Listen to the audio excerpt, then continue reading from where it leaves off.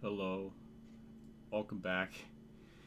It's that time of the week. It's NASCAR Heat 5 video game with the next gen mod. And yeah, 100% Racing Gateway. Or is it WWT or is it St. Louis? I don't know. This track has gone through so many name changes, I've lost track, so it's hard to say. But Gateway is what I remember, and damn it, I'm going to go with that. So, yeah, Heat 5, it's been a couple of weeks since I last did this. Was at Darlington, because we had the All-Star race I did on NASCAR 5, which wasn't really an All-Star race, it was just something different. Then last week it was the Rivals thing on the Switch, so it's been a couple weeks, so dare I say I missed this game. So hello chat, hello Braden Taylor. I only started the stream like 5 minutes early. That's not that bad. But hello Unleasher, hello Viper, hello JC. Look at them with the freaking gay pride flags. Hell yeah, America. Yeah, so I guess we'll just jump right into it. It is Gateway. It's kind of a short race. I did a practice run. I did a 100% race off camera to get prepared. So I want to try to find the right difficulty. So obviously, the driver we're going to go with is not JD Ailey. It is obviously going to be the one and only greatest legend ever, and that is Kurt Busch. And I can't find him because I embarrassed myself there. Okay, there we go. So we're going with the money line car, which was in the thumbnail. It's only natural I use him. I hope the base game's in the right spot, but we'll figure that out as we go. So yeah. So this is going to be our settings. Obviously 100% race length. Wear and tire, it's more grip, strict yellows, multiple stages. Let's see.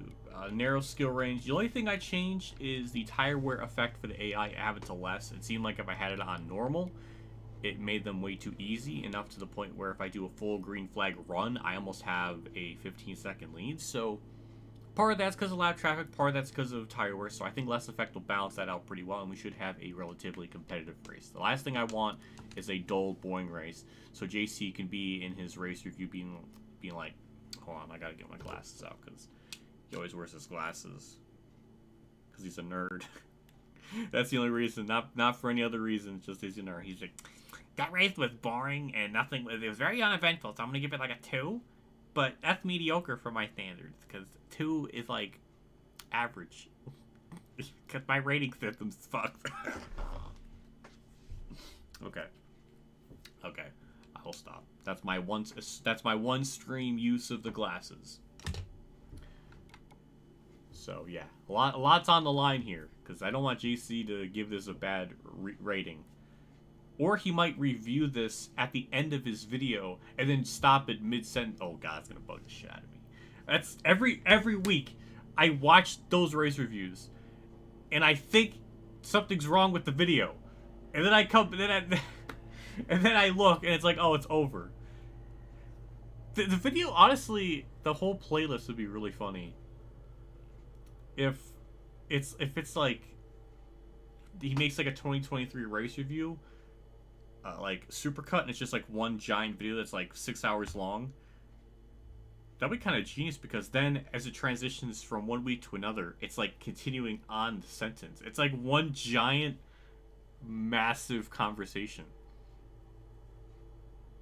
If that's his plan all along, it'd be kind of wild. But you should do a whole race with the glasses. The only problem with these glasses is they're not clean. They're definitely dusty. I don't think I can see very well out of them. I can see decently out of them. It's just very, very dusty. That's kind of my fault. I don't really wear these, so I only wear them whenever I know I have to instigate JC, so it's not always an everyday occurrence. What if it's crushing JC? No, that's not canon. 2 isn't average. 2 is not so. Jeez. Well, what if it's a gateway like Gateway? God damn, I swear to God. That would not surprise me if I messed it up. Me and my freaking Pennsylvania accent, I swear. JC. JC's got one of those Hawaiian accents. No, he doesn't. Such a lie. Okay, so it's Gateway, 240 laps. Now, when I did this last year, this was based on a 2021 mod. That race was not in the Cup schedule, so they originally had it as 300. I think it was 320 laps. JC? I'm so your ratings anger me. If it's based on 1 to 10, wouldn't a 5 be average?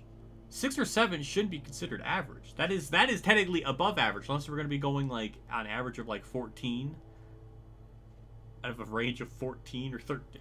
Technically, it's 6 wouldn't even be possible to have because it'd be like 13.5. I don't know. I'm being Mr. Nitpicky, telling him how to rate his reviews. I don't know, but yeah. Hawaii, stop! I swear to God, my accent. Actually 5.5 if we're on a... Wait, no. That doesn't make sense. No, because 5.5 would be technically... GC, we're gonna have to get like a whole, like... We're gonna have to... I'm gonna have to, like, make a video on the eloquent scaling from 1 to 10 and what each number represents. Because you can't just misgender the number. I'm just gonna get into the fucking race. So 240 laps. We have a day and a night variant. Obviously, we're going with day because it's in daytime, so we'll go with that. What if it's going on vacation with JC to Hawaii? Look at those freaking. Wait a minute. Wait. There's emotes where there's like children. How are me and JC gonna have children? Are we gonna steal children from Hawaii? What? There's some lore in those emojis that I don't understand fully yet. My wire is stuck on my chair. Okay, there we go. Alright. 5.5. 5.5, well, if you times that by 2, that's 11. That's not exactly halfway. I'm getting angry. I'm gonna start punching things. Plunge your big. You can't. No! That's something I know where that's from. That's my line. Oh God, past me said some disturbing shit. But yeah, this is our car stuff. I think my face game's in the right spot. Usually, I think it might be. It might be okay. I'll see if how the race is. I'll have to pause it and break immersion to get it accurate. But yeah. So this is our setup. It's how do I... There we go. So it's a 5. It's right down the middle. That seems to be pretty good with the setup. If I go up any higher, I think it might burn the tires more. So I think 5. 5.5 is halfway between 1 and 10. No, it's not. 5 is halfway between 1 and 10. No, because 5.5 times 2 is 11. Alright, here we go. Okay, Mr. Calculator out. 5.5 times that by 2. Wait, hold on. Wait, I gotta actually show it on. I know I'm using a calculator. I'm an old man, JC. I'm sorry. Back in my day, we didn't have your freaking phone or whatever you call it. So 5.5 times that by 2. 11! What? What? Okay. Alright, I'm gonna stop. Still haven't seen the show that reference was about. Well, JC, I'm ready for some madness. I don't think this race is gonna have madness.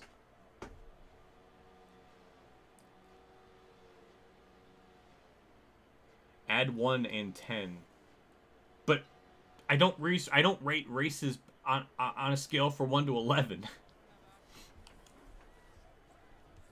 The average. Why are we debating? What? That's like saying half of 20 is 10.2. It's like, no, it's no. JC, you're the nerd here. You should be like, I'm actually that number is just scientifically wrong. All right, I'm sorry. All right, let's get into it. So my drink of the day, I'm breaking tradition. It is 7-Up. I've had this in my, well, I've had this whole case in my fridge for like 2 weeks, and I'm almost drank all of it. So I think I'm doing pretty well in my soda to day ratio. So yeah, I got 7-Up. Apparently it's called Simple 7-Up. Don't know what that is, but that tastes okay. Yum. Alright. Let's get into it. I prolonged this enough. So here we go. I'm not even saying any of this. What are you talking about? JC, I am gonna freaking drag you into this conversation against your will. When you're in high school, you're allowed to use calculators. I feel like that's cheating in a way.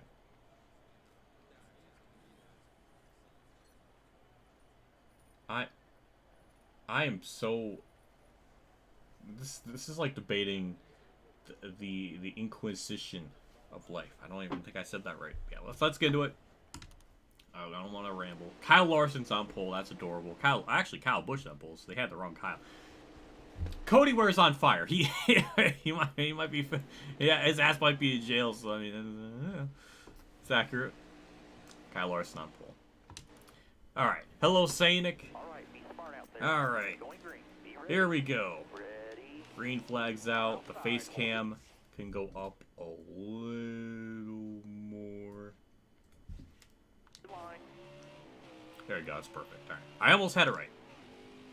So yeah, we're just going to take it easy here. No need to go balls out. We just have to take our time, try not to get damaged, because damage does affect the car. I know that sounds stupid, but it does play a role. Even something as small as 3 or 4% affects the handling. It makes it a lot tighter. What's nice is since the straightaways are relatively long, I can kind of look at chat. So yeah, these cars in the back, they shouldn't be really much of a trouble to get around. They should be pretty easy.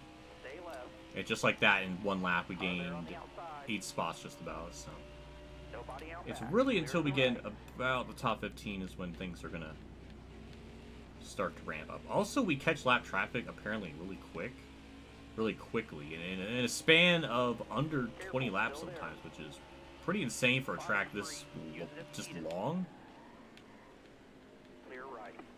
Yeah, it just seems like no matter really what the modders can do, it always seems that the narrow skill range just can't keep the AI bunched together.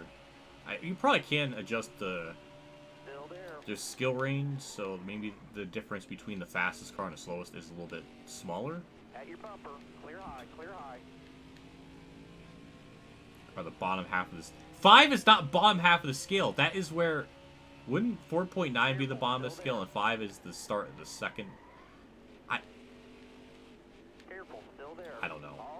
See, this is just... This is such a nerd-a-thon. I'm getting angry. JC, I swear, if you put this in your race review, I'm going to be really upset. Numbers took my children.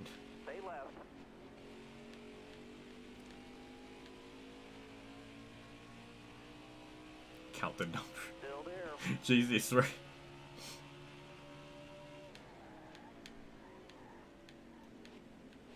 Careful, still there. Right side's clear. Well, I mean, yeah, we're going up to the field. Oh, that's cute. Ross Chastain took the lead. The 1-year anniversary of everyone versus Ross Chastain became like he was like a driver that a person, he really became like a real life, like it became like a NASCAR 2005 race where he had rivals and they were just like going after him. First it was Hamlin, and then it was so that was kind of cool. It's glorious. That was funny. That's really like the only highlight I remember from last year's race was just that shenanigans. Because I don't really think much of the race was good beyond that. I remember Michael McDowell leading. That was really because of tire strap, but even still, he managed to hang on to the lead for a little bit because this track kind of drives like a short track. So it didn't really bode well with the Gen 7 cars. It might not either, but Richmond was good, so I don't know if that's just an outlier, but I don't know. I guess we'll find out. But I think in practice, in a span of 20 laps, the tire fall was only like 4/10, which that's not really promising. North Wilkesboro took, All clear. in an 80 lap run, there was only like 1 second of fall off, which was pretty embarrassing. Careful, still there. Nobody out back.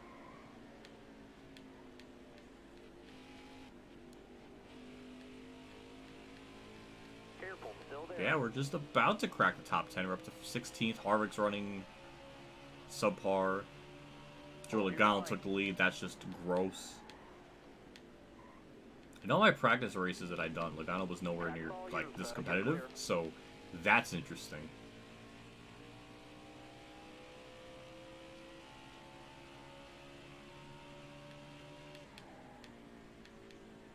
Hello, Phantom Foxy.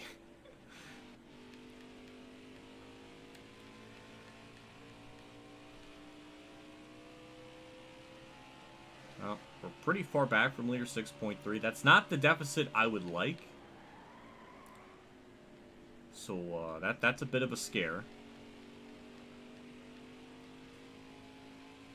It's always fun to look at the race reviews and look at the rating that people gave certain stuff. Just to see where everybody likes, like, I don't know, where everybody lies in their viewpoint of the race. So it's always kind of funny to always see E-Step he almost always has the highest review of a race. I guess it happens more often than not. I think there's been very few times where it feels like somebody else has a higher rating than what he ever gives it. It's interesting. I'm always at the bottom. I always rate them really harshly. But then there was Auto Club, which I think I rated that pretty good. Radman sometimes gives the races a rating. The other times he doesn't, so it's hard to say. Love the math controversy. Should be a scale of 1 to 10. What if and JC fighting like an old married couple? Going to Hawaii for vacations, then to get married and then the honeymoon. Question mark, question mark? Male sign? Male sign? Red heart? Oh my god. Golf. Oh my god. Thank you for tipping 3. You went above and beyond with that. Going directly to the frickin' to the PayPal. Thank you for that. I appreciate it. Yeah. It does sound like that. It definitely does sound like that.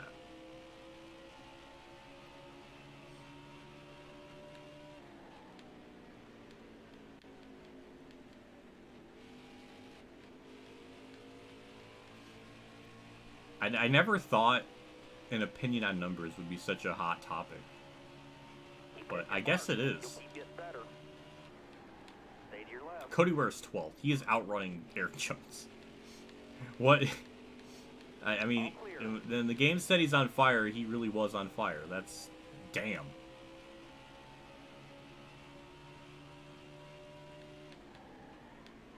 Careful, still there. Hello, hello, Unleash Your... I think my day's alright. She didn't use all the emojis. It might be because the message was too long. I don't really know. But it didn't sound like the message was cut off, so I don't really know. Usually if it's a censored word, she just straight up won't read any of the messages, so I don't know.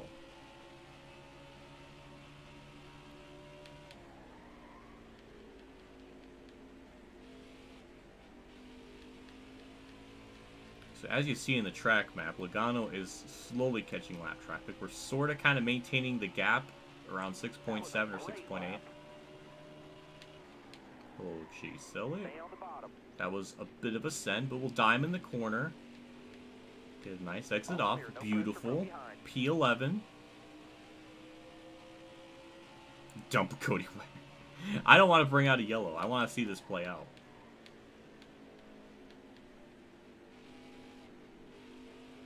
You're going to pass Corey. Oh, yeah, for this week, I guess we have to factor in as Corey LaJoy.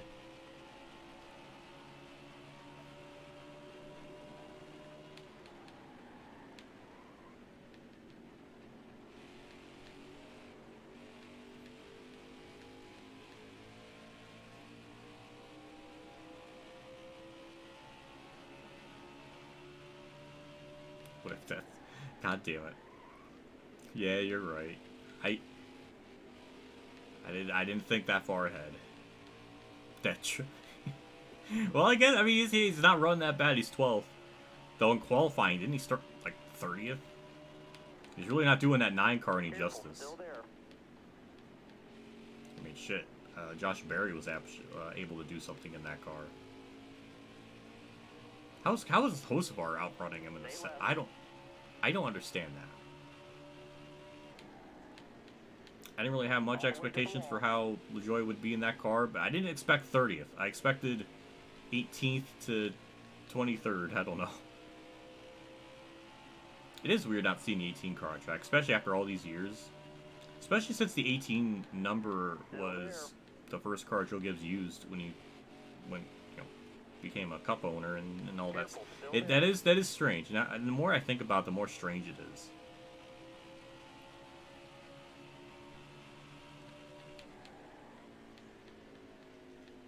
Nobody out back. I think Logano's just really fast because he's still pulling away. I think they're just about to hit lap traffic finally, so it's about what, 45 lap stage. Our fuel 57. So I think we have about 70 in the fuel. So pitting at stage 1 won't be a thing. So you don't really got to worry about that. Golf Kid, hey, thank you for the $1.99 super chat with holy, oh my god, those are a lot of emojis. I've never even seen half of those. A beach, the pride flag, a wedding ring, kissies, thumbs up, and children. Oh my god. I wonder how she's gonna read all that. But thank you for that, regardless. That's nice of you to say. That's that. Hello. It had Desert Island white flag rainbow ring man medium light skin tone heart kiss mark man medium light skin tone man heart kiss mark man thumbs up man boy boy man boy boy. man boy boy. They left. Medium skin.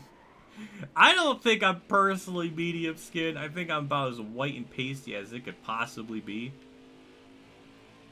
But you know what? That does work. Stage your left. Hello, Carbon. Thank you for watching. Stay on the bottom here. Nobody That's out the back. most important thing. He's by himself. All clear. We got the spot on Hamlin. That's for P7. What's up with it? Hello, Hong Kwan. Thank you for stopping by. Spencer. Hoping to control it. I think it happened. That was. I got the Dirt Daytona emulator going on Dolphin with the updated textures and stuff. I think at one of the races the controller disconnected or something like that. So I changed the batteries yesterday, so it shouldn't happen. It's still vibrating, so it still means it's got, you know, plenty of life in it. So that shouldn't be an issue. I was going to do something next week with Dirt Daytona and Sonoma. Because Dirt Daytona Sonoma is really goofy, but for whatever reason on an emulator, I could drive it pretty well. I don't know how or why, but I can drive it really well. I think it's just because of this controller. The sensitivity on the gas and the brakes and the steering is just really good with the Xbox One controller, so I don't really come across any issues driving it. It's even on the highest difficulty, 105, it still destroy the field. So I don't think it'll be very entertaining to stream that. So I might just do it on Heat 5 again,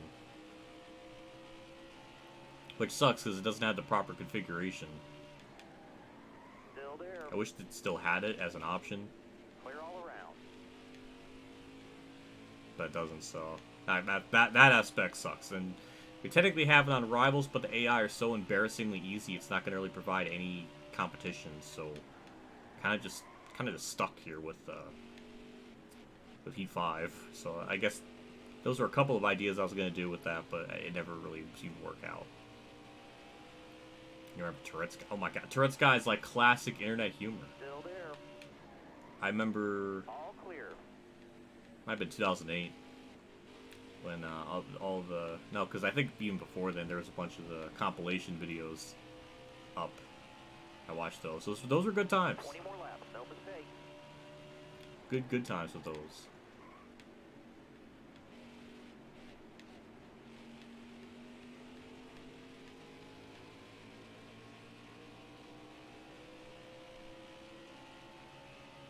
Stay to your left. All clear.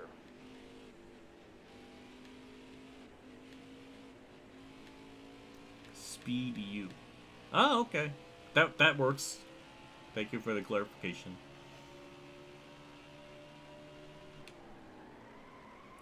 So, we're still not doing great. I can't catch Logano for some reason. Clear all around. So, yeah, I don't know what it is. Logano's just extremely... I mean, it's accurate. He won here in real life, even though every Logano win that he achieves, I kind of forget in my memory. So I just don't really consider it. So now I have to consider it because he's leading. I have to face my demons and accept the fact that he's leading something. My brain just like turns it off. It always seems like he wins races that are just in very, very significant parts of my life. Still there. In a bad way. Clear all around. Yeah, we're getting around lap traffic. I guess he's getting around lap traffic pretty well, too. So next up is Bell, Truex. And Bell's right up there in front of me. He's about to get by Beecher McLeod. So the 45 lap stage, I don't think we're in lap a half the field or anything, but should be pretty good. IndyCar starts at 3. Oh, that's not good. That's the same time as the Cup race. Not a smart idea on their part. Their ratings are going to tank tremendously.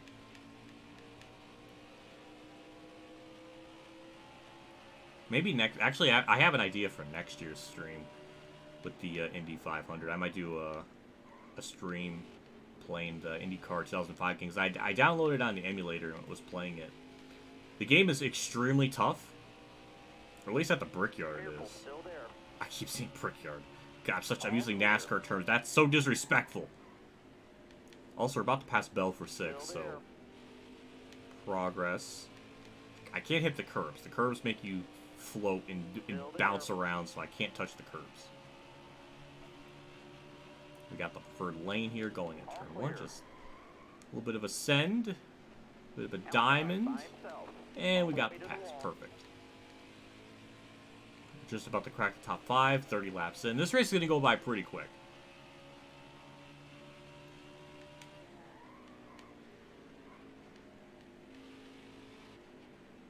I was looking at chat and it messed me up. Damn. Track looks like... Yeah. It's kind of like an inverse Darlington that's flatter. That's the way I've always viewed this track. Speaking about this track, Truck Race is pretty alright. It kind of fell into the same trap of a lot of yellows, but the actual racing itself I thought was pretty decent. I don't think it was a knockout of the park type of race, but I thought it was pretty good. I don't know what to really give it, but maybe a 6, 6.5. I don't know. It was fine. I enjoyed it. The Xfinity race was fine, but the broadcast somehow made a 5-car battle for lead on a road course boring, and that might be the most offensive thing I've ever experienced in my life. Because how do you do that? It just seemed they were so disinterested and not. There's just no excitement. There's no hype in the booth. It was from that aspect it was gross, but I mean it was almost like phenomenal. But then obviously Parker Kligerman at the end had to send it, and it costed him and Truex, and it was just a big old dumb shit show at the end. That was upsetting. And it was just, well, I like Kligerman, I like Allgaier, and both of them got cucked for Cole Custer getting a win that no one's gonna remember. He just kind of lucked into it. So, yeah, he still really hasn't impressed me in Xfinity. He has to really, like, he's got to win, like, a legitimate race where he just won it on speed and not just by just luck. So, yeah, Custer's been shockingly underperforming in that series this season. It's been kind of depressing because I expected him to do a lot better, especially how he left Xfinity. He was really, like, competitive, so not been impressed by that. Also, Sheldon Creed is an absolute legend. He got payback after what John Hunter did, so that was glorious. That's fair game. Sheldon Creed, I've always liked Sheldon Creed.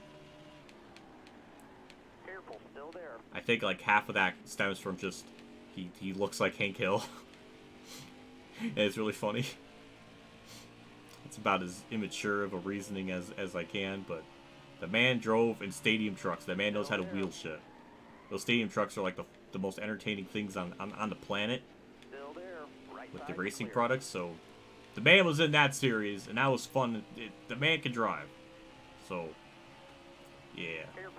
He should have had a couple wins, but he's gotten cucked because of leeches. So, yeah, that's a whole other rant on itself.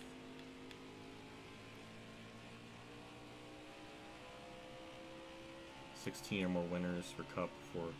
I don't even know how many winners we have this season. I don't think it's gonna be like last year. I think that's kind of been established. It's not anything wacky like last year, so I don't think we're gonna get more than 16. I don't even think we got more than 16 last year. I think it was like 15. So halfway through the season, I think we've only had. I don't even remember.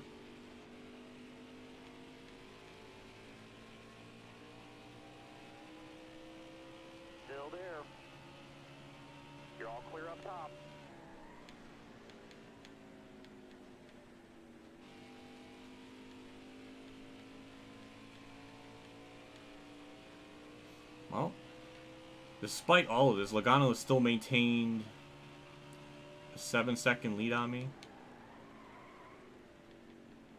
So, yeah, the AI are definitely going to be pretty spicy today, pretty competitive, so it's definitely not going to be a cakewalk. Even with lap traffic, it's still really hard to run them down.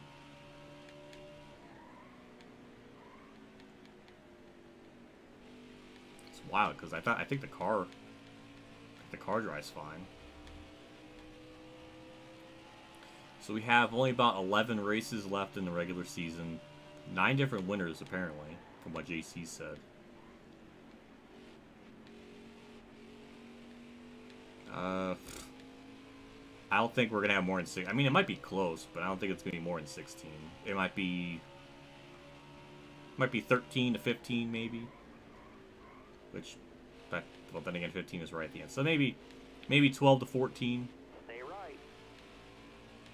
Also, Logano dropped second. A second of time because of lap traffic. Good lord. That's gross. Still there. All clear. No pressure from behind. He's lapped just about half the field. Maybe even more. A 45 lap span. That is just gross. Stay low. Stay low. Clear right.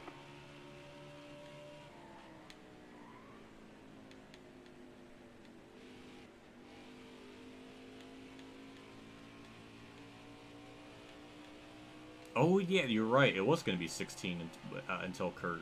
Okay, huh. Jeez, that would have been embarrassing. What, Truex and both Truex and Ryan Blaney missed it? Ugh. Ugh. God, that would be awful.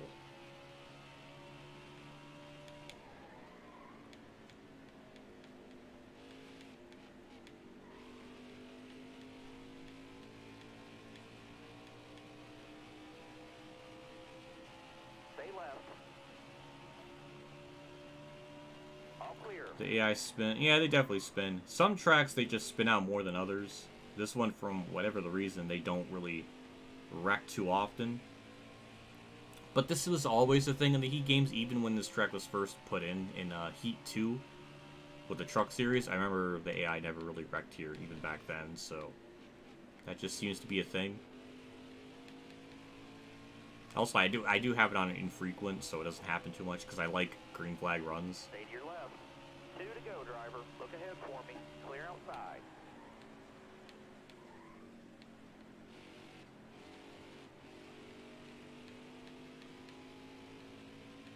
Do you remember when Carl dumped I remember that. I watched it live, and I thought, that's bad. Clear all around. That's really bad. And then Edwards showed, like, no remorse and embellished in his actions, and it was just like, yeah. Didn't like Edwards after 2010 Atlanta. Definitely didn't like him after that. That whole thing was bad. Next time, That's why, I think that's kind of a big reason why I became a Brad fan, it's just because I felt so bad for him, because he really didn't do anything to deserve any of that, which was just bullshit. All because of Dega 2009 when Edwards came down on him. Brad was literally just holding his line because literally the last race, the previous race there, Regan Smith went below the line to then lost the race. So Brad just held his line. He was just doing literally what he needed to do and not do anything. I've learned you a few stages. I don't know. That was a whole other rant. Yeah, we get 5th in the stage. Not bad. A lot of cars lap down, though.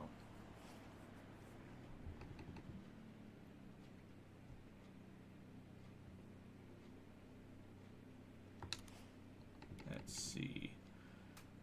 Let's see how many cars are lapped down. Almost half the field, so we got about 21, and then 22 with Cinder getting a late round. Alright, so we're just going to pick at our 4 tires and fuel.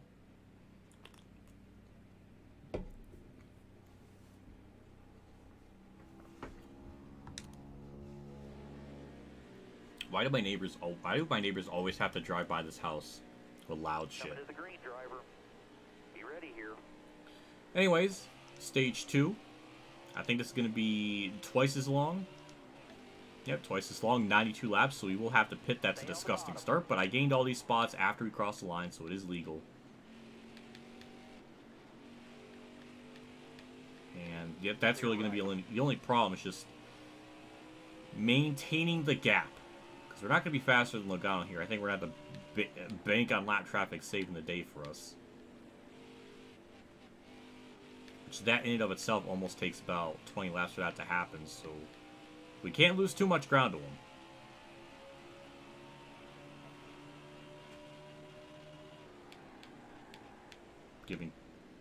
Driving Chastain with too much respect, that's my problem.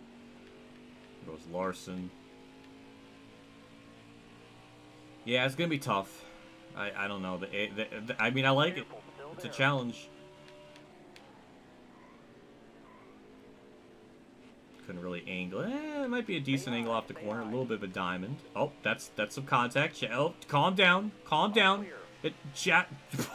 Larson. Okay, he calmed down. I didn't think that bump would have freaked him out that badly, but it did. Hopefully Elite Precision was not watching that because that was bad. That cost him a lot of spots too. Whoops.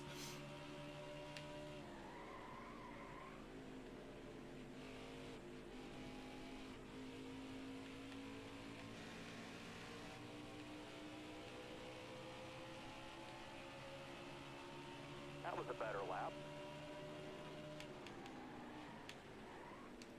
Well, we do have to do a green flag pit stop, which will be interesting because we can't make it the whole length. So that'll be interesting. The AI always get down pit road really aggressively, so that's going to be a riot.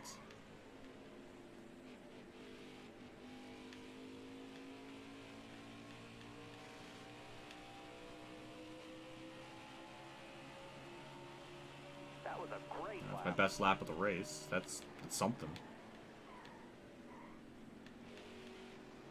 Nope, hit the curb. Can't do that. Left side. I like how the curb acts like a apron, like a giant apron. Like I can't even ride up on it in that corner, but I could do it in 3 and 4, and I don't understand that. Inside. Clear left. That was a bad diamonding the corner. Left That's side. not All clear. perfect driving apron skills.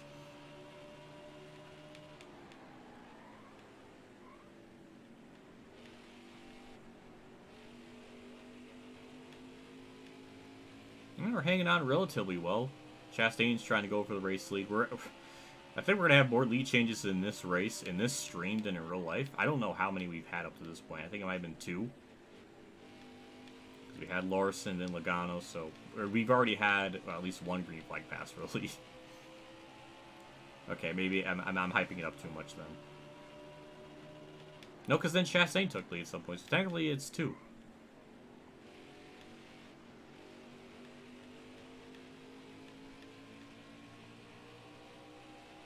Chastain's trying to get it back for a 3rd, so we have like a 3rd different leader. Yeah, we're just hanging on. Seems like we're not nearly as bad as I thought. We're actually keeping up with... I mean, it could be because of the draft. Probably that's a big part of it. That was a great lap. That's probably why we keep getting our best lap of the race.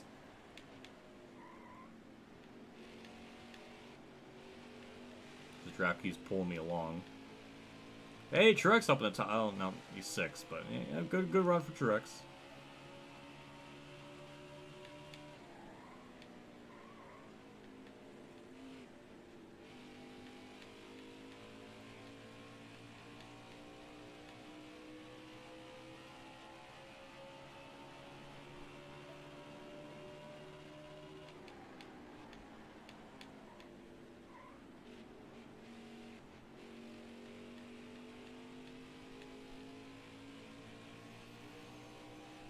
Yeah, Ryan Blaney's up in the mix. That's now kind of a 4-car battle for a lead, so... Damn, this race is going to be more entertaining than the real-life one at this rate. I don't think last year's was quite like this.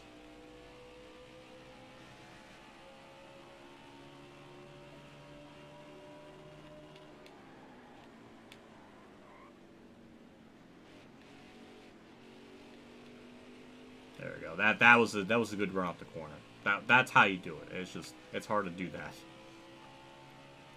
Yeah, I think I was mentioning this before, but then I kind of like went off on a different tangent. But I was playing IndyCar 2005 for the PS2, the one that Codemasters made. So I was playing that. I was just kind of running the Indianapolis 500, and that game is really tough. It's really freaking difficult. I had to find a setup online, and even that's still really difficult. The game seems to accurately represent the series pretty well for the time period, so I think maybe next year I could do a 100% race on on that game at that track for the Indy 500 week. It's a brilliant streak. I was thinking it was in the back of my mind this year. I just never got into it, but I definitely got to do it this year, especially after how Mertz did his NR 2003 one and how that went. I was like, oh, I want to do something like that.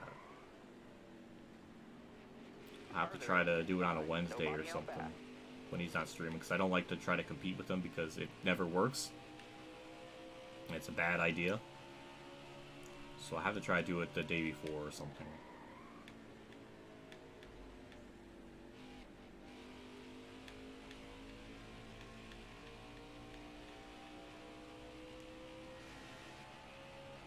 So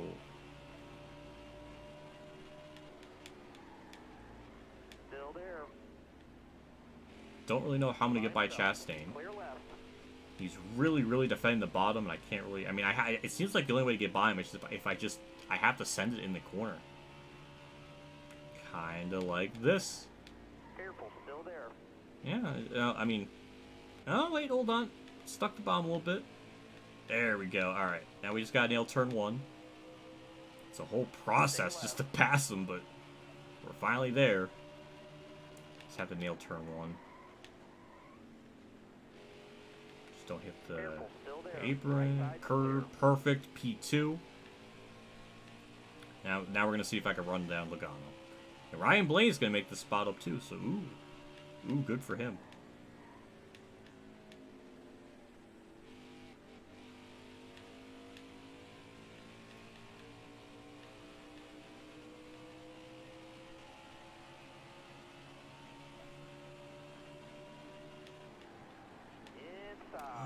Oh my God, Ryan Blaney! What kind of send is that? What did that? Who did that? That's the. All clear. I expect that out of Ross Chastain, not you, Ryan. That's ew. Ew, that's just gross. We just lost so much time because of that. Now I gotta rework getting by Chastain again. We'll get a run. We'll sneak down low. Just give me room. And I fail to execute. God damn it. Alright, lap traffic's gotta come and save the day again. Still there. I don't know why they do that in turn 3 where they just Careful, kind of still slide there. up. Nobody out back. They just slide. I don't know why, but hey, we got the spot. We're back in P2. Now we just have to, you know, just hope we don't get run over again.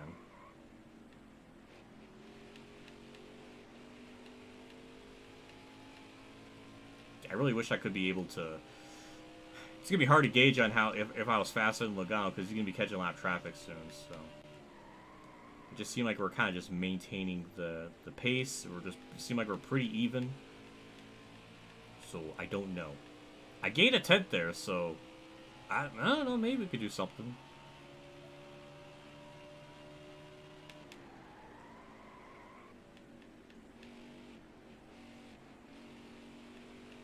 Yeah, now it's going back and forth, so I don't know. Run over. JC, I swear, I'm gonna freaking take that banana and I'm gonna freaking just not eat it. That's the banana's like biggest crime. Or that's his biggest fear, is not being eaten. That what it was destined to have happen. I'm just not gonna give it. No. I refuse. Oh, there he goes. Logano's cop in lap traffic. JC's loving this. He's like, my favorite driver's leaving. That's what he sounds like.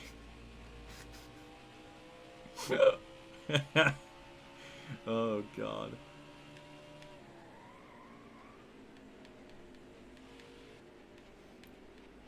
I don't know if I'll be able to see it in chat. But saying it, what makes you like Hamlet so much? I'm just very intrigued to know.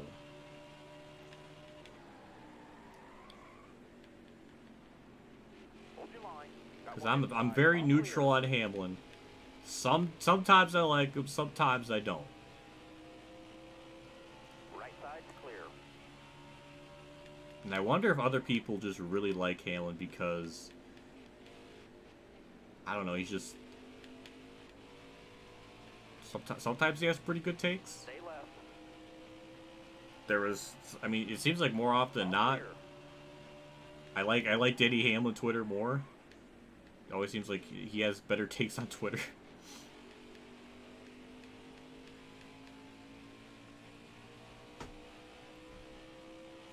Hamlin's car is purple and JC is giving like the most childlike response. I like his car because it's purple and orange. What a simp boy. That's the most simp boy response. All clear. That's the things I would say when I was young. Nobody out A back. young lad. But JC's not young though. He's like 10? Wait, no. 15? 25? I don't know. I've lost. I stopped counting after 20. I don't keep track of his age. God. Hold your line. Oh shit. The race is half over. You got room. You're clear. I'm able to. I mean, I'm caught up to Logano because of lap traffic. Chastain is still there behind me.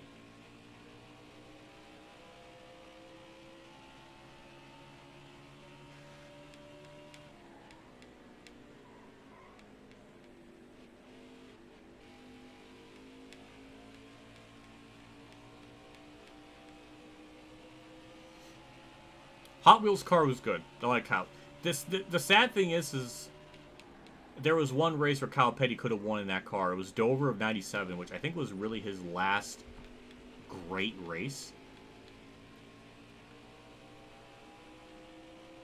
I remember that. Well, I don't remember. I remember looking up racing reference stuff. All the way to the wall. I remember that one day. Yeah, well, I mean, well, as I mentioned that. We passed Logano, so that's our third different lead change. All clear. Because lap traffic, really. Logano's fighting back, which, you know, kind of not surprised. Outside there by himself. We always get a... It does seem like we have a little bit of straightaway speed, which is interesting. But yeah, as long as we just kind of park the bus in the corner, keep it on the bottom, we should be okay. See how I can hit the curb in turn 3 and it's fine? How come I can't do that in turn 1? Yeah, Petty was great over. Even as late as 2004, 2005, he was able to get like top 10s there. I remember that. It was like once a year. Once or twice a year, he would have really good runs. And get like his annual top 10. It always would happen. Still there. That is some fucked up lap traffic in the worst spot. Josh Bilicki. Alright, we're going to get around him. Logano. Okay, we got back in line. Alright, you're clear. Oh, I slid up a track too much. Oh. Okay. Alright, Austin Dillon. Hold him up. Oh, he's going to actually get around him. Well, we're going to send it. Careful, still there. He actually gave me the bottom lane there.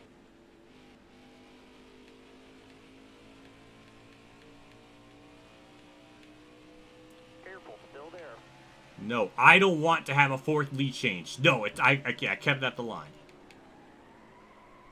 Now Chastain's here. Now it's just an almighty 3-car battle for the lead. Good lord.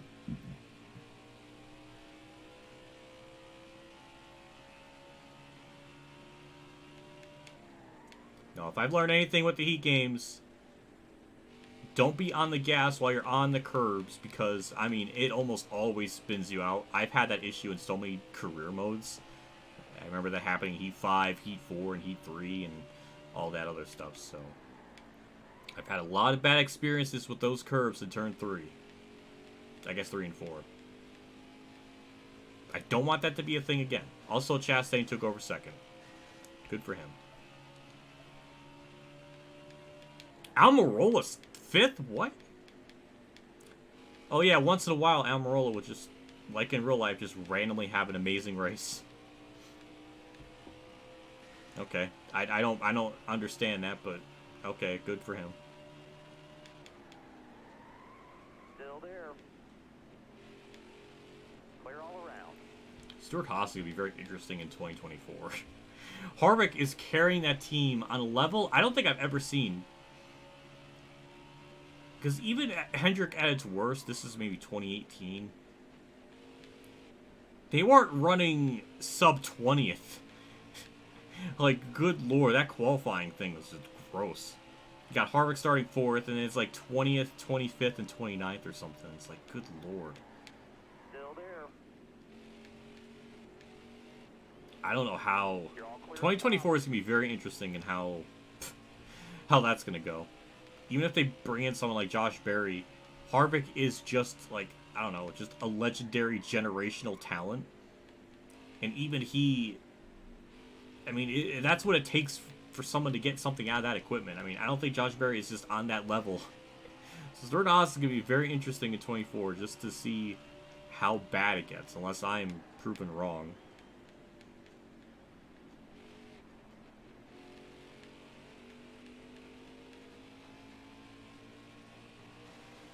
Still there. At your bumper. Clear high, clear high.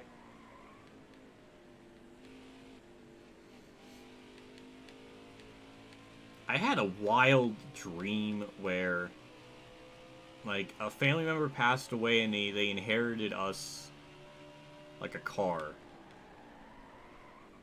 And then we took it to, like, a paint shop or something to touch the paint up or something, and then apparently there was, like, money in the glove box, and then the mafia was coming after us because we had that. So then we had to, like, disguise ourselves as bums. Or like hobos, so they wouldn't see us. All clear. My dreams it just gets so bizarre, and then that's how sometimes I sleep longer. Sometimes I would sleep maybe 6 or 7 hours at a time. And then there's other times where I sleep for like 12 hours. And then those instances where I sleep for 12 hours is because I'm in some kind of really strange dream, and I just want to see where it goes. It's not really lucid dreaming, perhaps, but it's more just I'm invested to see where this goes, and then I sleep longer. It's so bizarre, but I love it.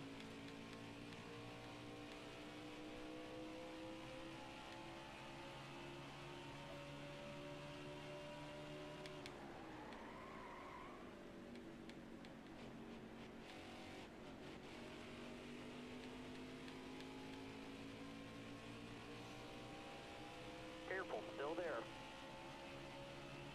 Found out. Nobody Oh, inside. Sonic, you figured it out. Yeah, I always figured it was something like that with this coding of BJ McLeod's like AI numbers, because at least on console, his AI stats are really good. And I always just kind of attribute to the fact that, well, I think part of it was because they just didn't bother. I mean, looking at the other, like the files, they've reused the same like text files since like 2017. It'll say like Eric Jones 2017 or Eric Almirola 2017. Like they don't even update the file name, but they change like the numbers of the performance, I would imagine. But yeah, they didn't bother to do that because like Chase Elliott's not really good at road courses, even though he really should be in that game. Because in that time period, that's all he would win is road courses. So yeah, they completely didn't even try to fix BJ McLeod's numbers. So now he's just like really competitive, which makes no sense. He's like outrunning Jimmy Johnson. Say what you want about Jimmy Johnson's 2020 season, Clear outside. but BJ McLeod should not be outrunning him on pure pace. That is absurd.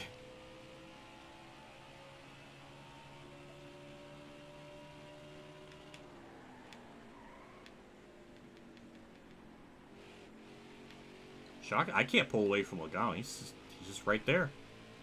Kyle Larson finally worked his way back up to 5th after I destroyed him inadvertently.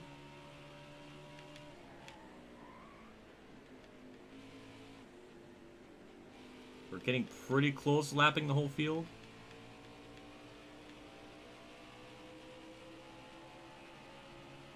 There we go. Those two cars are side by side. That might hold up Logano. I'm not really sure. You're clear. Right side's clear. Yep, because Allmendinger just stopped. There we go. Alright, yeah, there we go. We'll gain some time on Logano. I'll take it.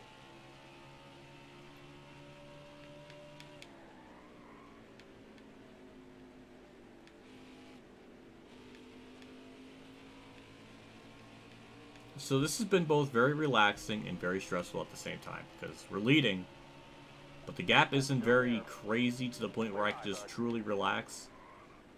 Because he's right there. He's still just lurking back there.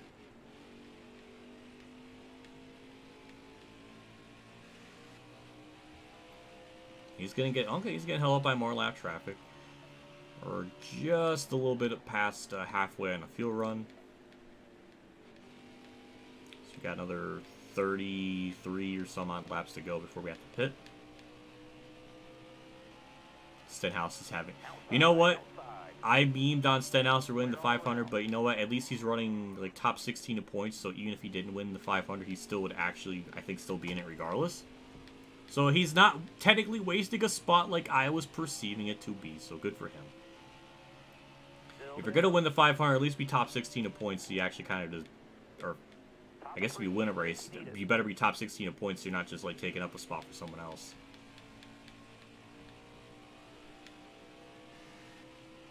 That's a whole other tangent.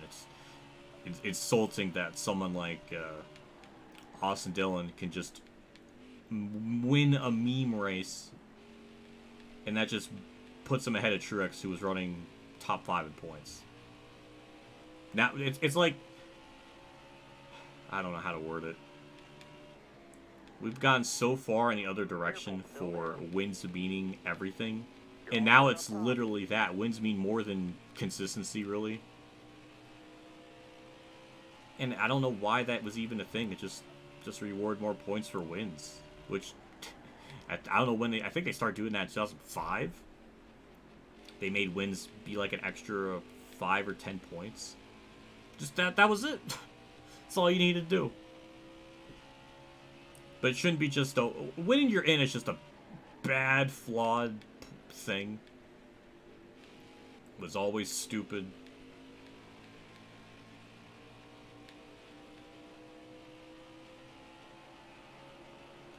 It's doing better. Stenhouse, I can't. No, I don't think Stenhouse is doing better than Logano. That's not possible. Right side's clear. Must be somebody else he's talking about. Clear right. Ooh. Hello, Elite. Thank you for stopping by.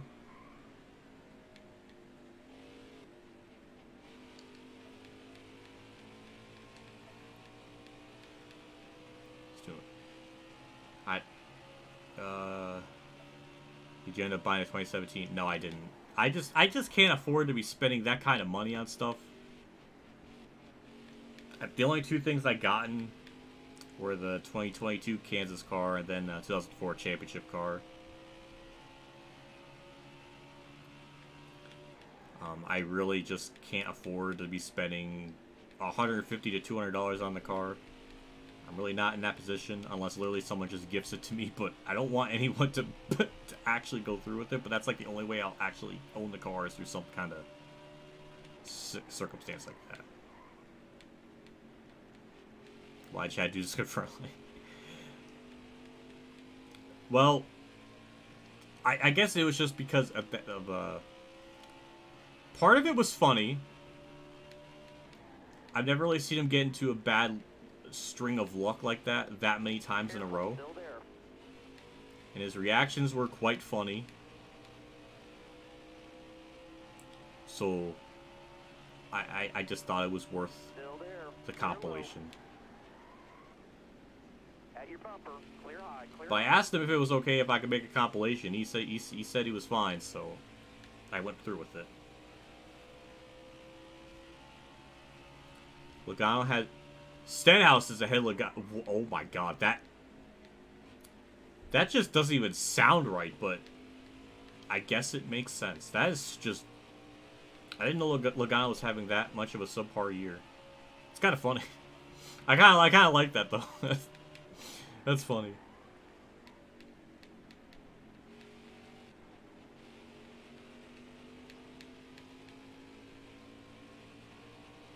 Still there. All clear. Oh my god, that's a new car we're gonna lap for the first time in this run. It's gonna be a new car we're gonna lap, hell yeah.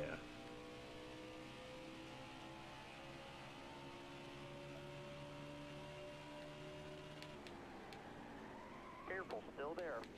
You know what's fun? You know, we say Logano's having a championship slump, but I think Chase Elliott's having the true championship slump. I almost called it slut. That would have been bad.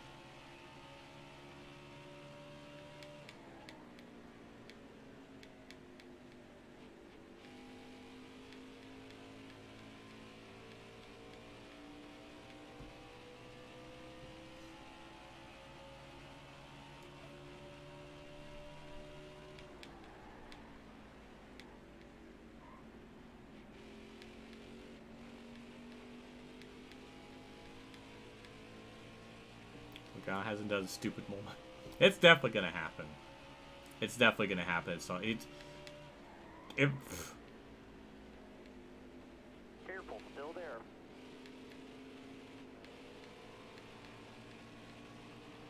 Look ahead for me. Clear outside.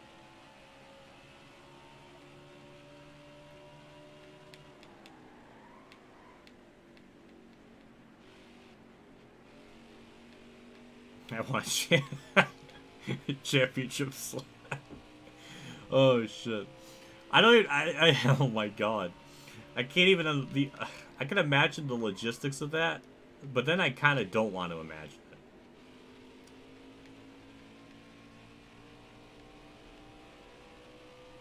Still there.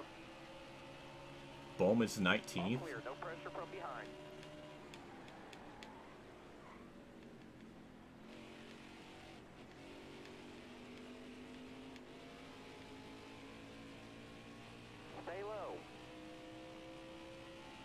The NASCAR.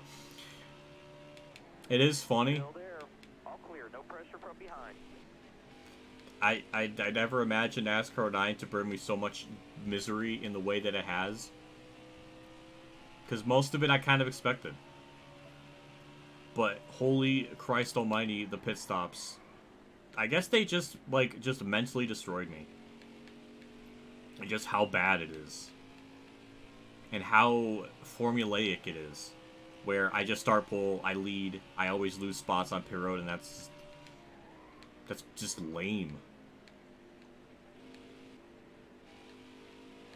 Or the speed comp, oh my god, that Edwards one or Daytona was just disgusting. He wasn't even in the mirror. He was so far back, and then he just ran me down and passed me. That was stupid. I can't believe I haven't even considered NASCAR 8 to be a good game. Because it's not.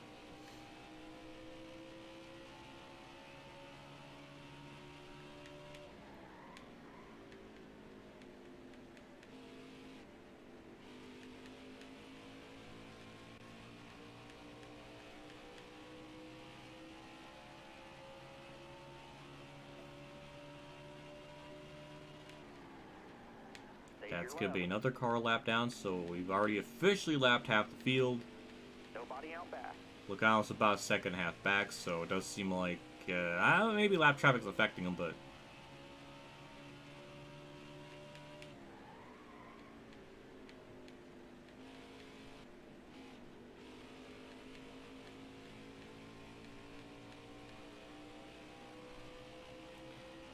You haven't been able to sleep because you ain't getting them skill points. I'm sorry! Hold your line. I'll have to try it when I record again to see if I... Cause I even... Well, I guess I technically... God damn it. I did... How on earth are you supposed to know that you could just swap and quit contracts on a whim? There's no prompt for it or anything. You just have to click things and just hope it works. Only JC can find it. He just lives on the edge so much.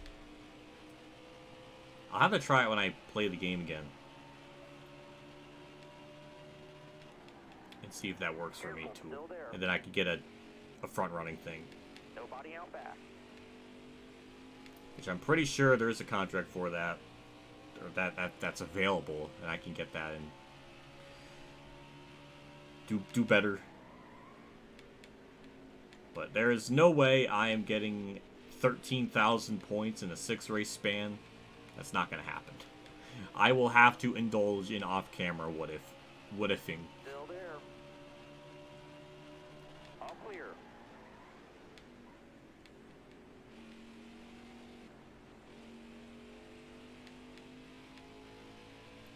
I think Justin Haley is the most forgotten Cup driver. I kind of feel that way because I barely even realize he's in the field. Partly because the broadcast makes no effort to try to talk or bring him up. And the other half is because he's not really running up at the front. But yeah, I kind of feel like that. All clear. No pressure from behind.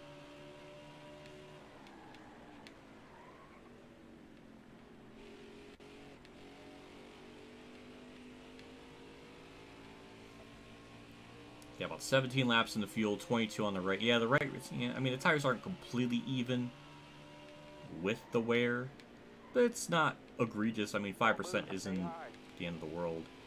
But yeah, we're about to lap Michael McDowell. That's going to be 16 on lead lap once we clear him. I missed when Justin Haley was... Yeah, remember that colleague was decent last year? Or at least by the end of the year.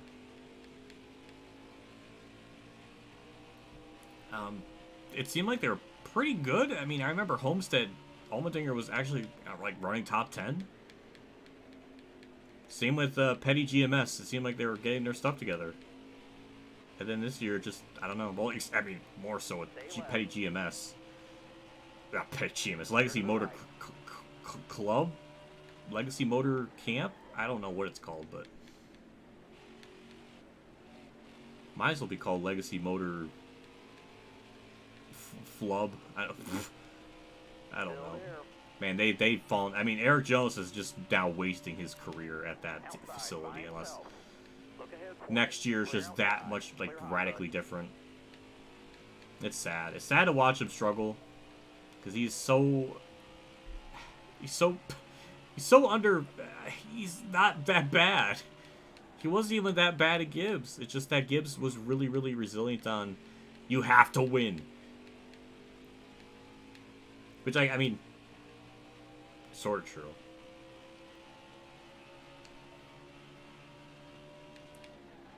But he wasn't... I don't ever remember Jones underperforming that badly.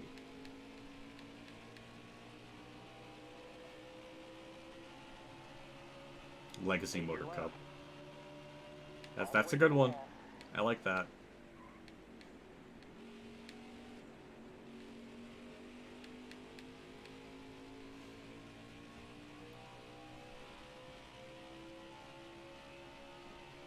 JC, you know what?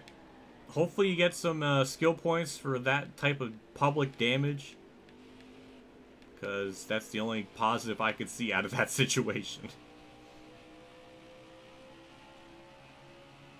Lousy motor scrubs. You know what? That's a good one too. Careful, still there.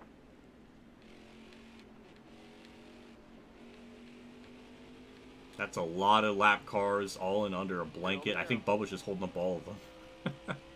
Yeah, yes he is. Okay. Outside, outside. Clear all around.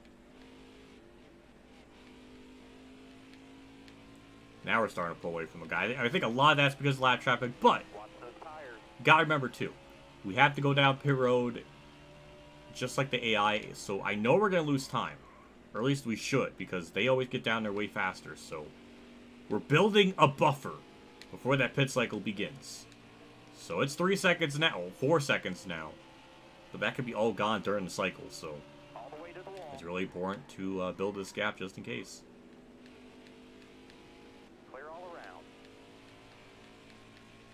Little Choi running 28th. Oh, they gotta be really fun. That'd be funny.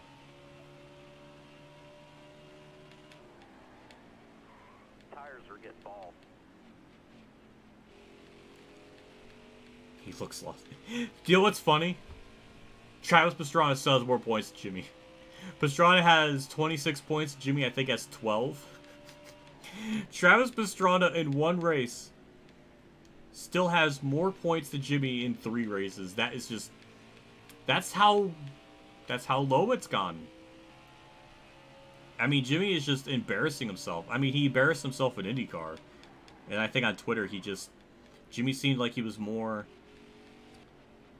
I guess happy just to experience it, which Going to blow a tire soon. good for him. But in terms of like, I don't know, it's just more he just kind of embarrassed himself in IndyCar because he didn't really do anything. Like sure you can experience all the things you want, but people are gonna, I don't know. It would be probably more. It would probably be more acceptable if he just did part-time stuff instead of trying to do a full season where he just did nothing.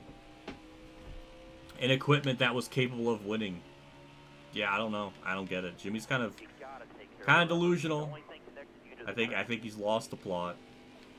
I mean, Jimmy is the same person that bought like art, like scribbles of art. That was bizarre. All clear, no pressure from behind.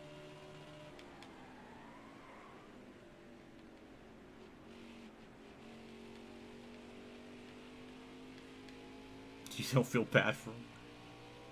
You gotta watch this man win 5 Yeah. There's some poetic justice.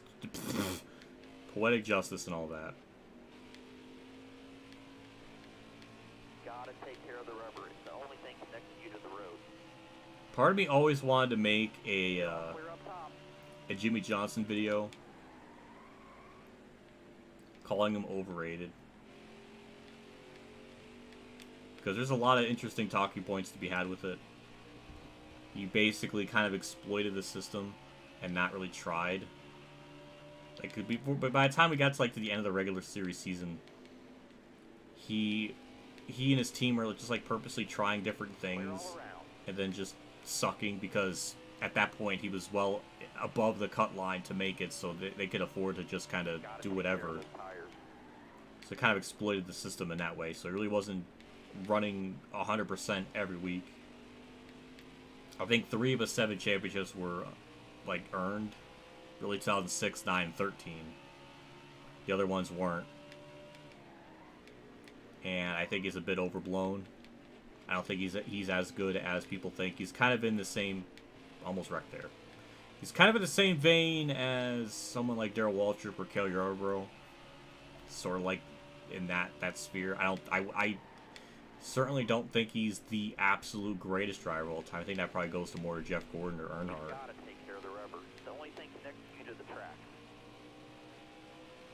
Also, we're going to be pitting pretty shortly. And I was also going to make a Richard Petty video because I was going to say he's overrated too. That's a nuclear take, but when 60 of your 140 wins come in the modern era, I don't know. I just think it's a completely different way to judge. I don't know. There's just other drivers that surpass them.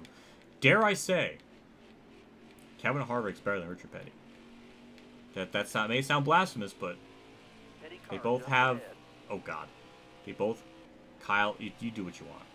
They both have similar wins. I think they both have almost the same championships. I think it's... Harvick would have had 4. Petty had 4.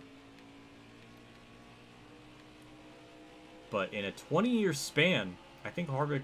Well, it's close. The fact that it's close is pretty evident enough that he's a bit overblown. So, I will just say that. I was going to make a whole video, an exposed video. But it's just, I don't really have the time to do something like that. Also, we're pitting. And watch me mess it up. Yep, I messed it up. So how fast they go down. Like, how's that physically possible for me to achieve? Drop your speed, driver. I technically was speeding, but I guess it was under the 5-mile-an-hour buffer. Yeah, we're good. 4 tires and fuel. Pissed me off that people always rank him above Gordon when Gordon has beat him in every category besides you. Yeah, Gordon basically, in almost every, if we're going by like modern era, I mean, pretty much almost across the board, he has more wins, top 5s, top 10s. His average points finish, if we go by like full season points, not like real life stuff, because sometimes reality sucks, but I think it's around like 4.8 average point finish, which is insane. Yeah, I think Gordon basically has them in every stat category except for average points finish and laps led. That's like literally it. I can't put Jimmy in the absolute elite tier out of everyone. So even in Jeff Gordon's later years, he was still actually pretty decent. But Jimmy like fell off. He fell off a cliff. Gordon was just more of a gradual decline. So yeah, I think in almost every category, Gordon has him beat. Clear right.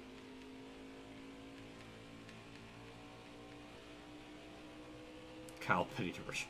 Well, yeah, that's kind of true.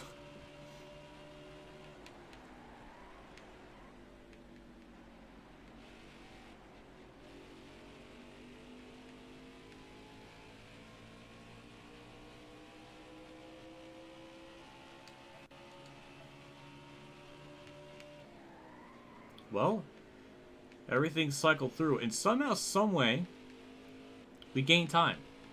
I don't know how, considering how slow I was going into pit road, unless I undercutted him and I didn't know. But I will take this lead. Now we have to lap Kyle Busch. This is weird. So now we're only going to have about 10 on the lead lap. That car in front of you is coming to the pit. Oh, BG McLeod just ran to Austin Dillon. That was funny. Even Gordon was still top tier. I wouldn't say top tier, but I mean, I think he was running... I think at full points, he was running about 8th. So yeah, it's not bad. Still there. But with Jimmy, he goes from running like top 10 at points to like 15th. Like it's a good... I don't know what the drop was, but definitely was a drop. Because I did a bunch of... Because I was going to make a video on the top 10 best point finish drivers, like based on like averages. with like full season points and everything. And I think pretty unanimously, actually Dale Earnhardt had the most, like the best average point finish. It was like 4.3. Stay low, stay low. That's insane. That's absolutely insane. I think Jeff Gord had a 5.8. Careful, And still there. then I don't know who's third. But I know Edwards is pretty high up, but he only ran 12 seasons, so his stats are a little inflated. But I think it was like an average of like 6th. Logano's up there too.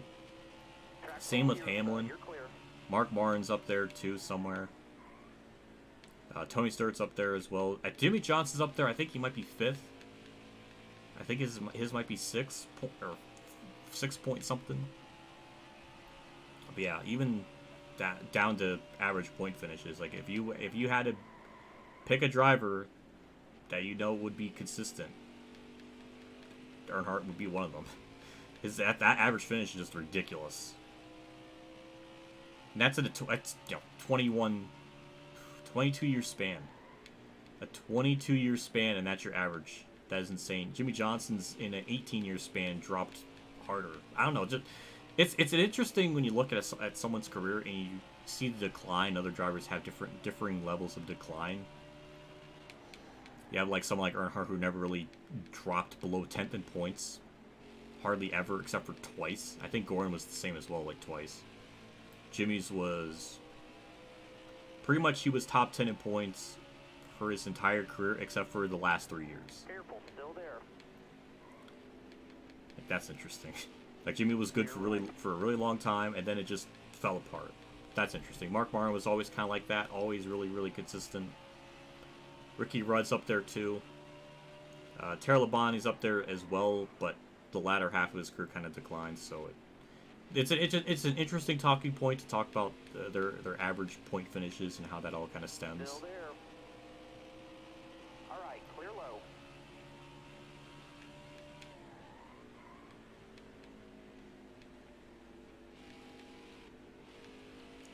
But obviously, I don't think I didn't include Larson or Chase Elliott because I think one of the rules I had was the driver had to run at least 10 or more All right, years 10 to go. Keep it nice in and Cup, smooth for him. and Larson's technically not in his 10th year because I'm not counting 2020, so this is technically like his 9th full season. Same with Chase Elliott, so they would probably be up there somewhere because I think every year they've been top 10 in points. Well, Chase Elliott is, but I don't know about Still Larson. there. But yeah, it's pretty close. All clear, no pressure from behind. Kevin Harvick, yeah, he's up there. Yeah, he's definitely. That'll be another video. Is Kevin Harvick? It'll be like another interesting video topic. Would be like Kevin Harvick is underrated because yeah, he's. I mean, the man has 430 top tens. It really should be a 4-time champion. There is no universe except our reality that's gonna say Logano has more championships than Harvick, and I'm not gonna sit here and ever even imagine that Logano is better than Harvick just because of more championships, because the championships have been devalued so much. Careful, still there. Track follow, So you're clear. yeah, Harvick is just I mean Harvick's just kind of a monster in and of itself with talent.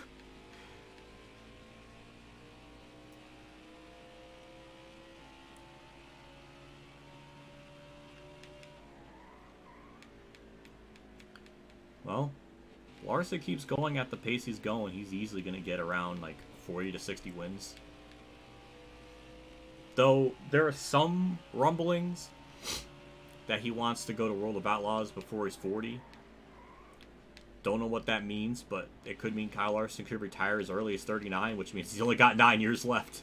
I don't know how he can get that many wins in a 9-year span. But I mean, I guess it technically would be possible.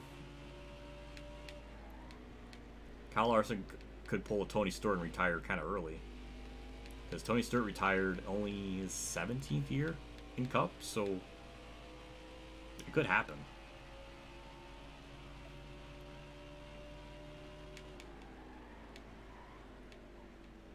Yeah, Hamlin's up there too in the average like point finishes. I think in my top 10, I can maybe bring it up after the stage because I actually have it all written out and the averages and everything. The only two stipulants that I had were they had to be more than 10 years. I wasn't gonna count years where they missed like a big chunk of the schedule. I gave them about like a 10 race window buffer of missing races. So obviously for like Kurt in 22, I'm not gonna count his full season because it really isn't fair when he didn't run the full thing.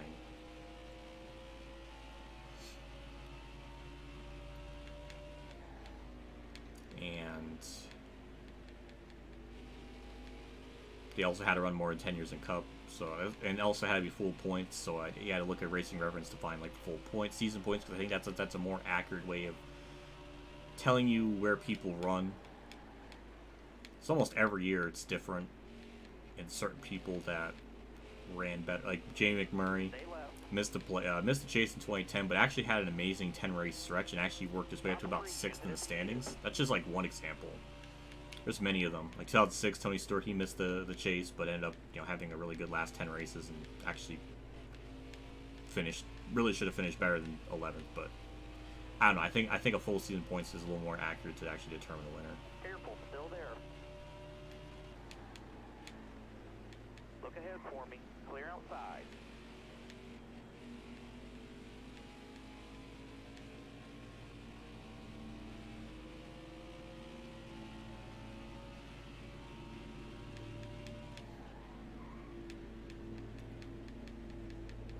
It is interesting to think about. Because if Lars retires at 39, like that's not much more time he's going to be in Cup. How much more wins could he possibly get? Depends. Even if he goes on a even if he gets 5 wins a year, which I don't think that's going to happen every year, but even just 5 wins a year, that's 45. I mean, he could end his career with like 62 wins maybe. That's on average if he actually keeps doing that every year, which is hard to say. So I think a range from 40 to 60 seems to be a pretty good guess. It'll be the checker.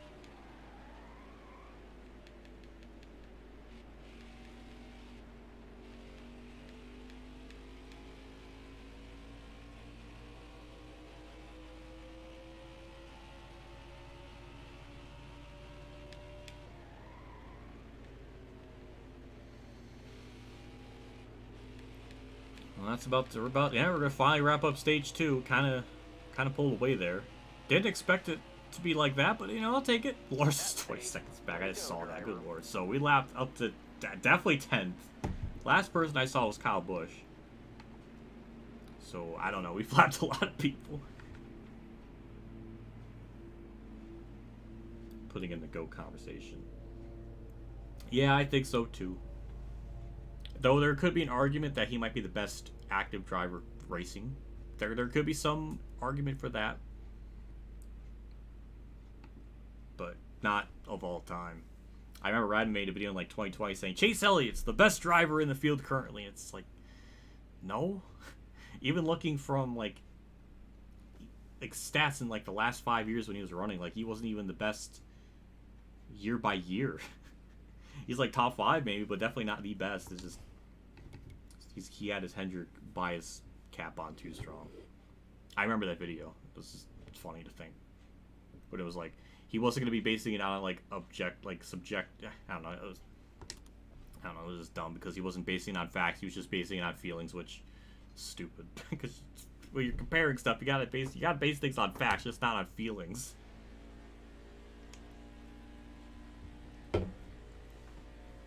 Drive safe. Be smart. Keep your head on straight. Almost ready. Outside by himself. All clear.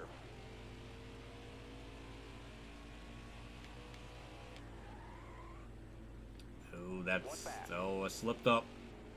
Oh, look at freaking Logano trying to take advantage of a little bit of an opening. What a bum. Look ahead for me. Alright, we cleared him. Now, I'm expecting to lose the lead. Just because we're not really quick on the short run. Which kind of worries me if this last stage goes green. Or doesn't.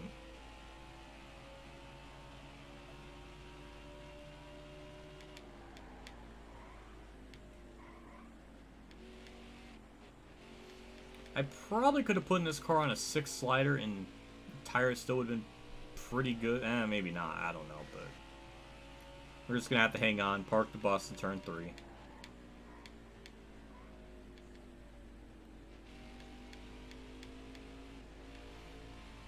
Oh yeah, I did say I was gonna show those stats. Let me actually bring those up. I don't know if let me display. Is this the right one? There we go. Okay, yeah. Just in case something crazy pops up, I don't want to be caught. Let's see. I think it's in my documents.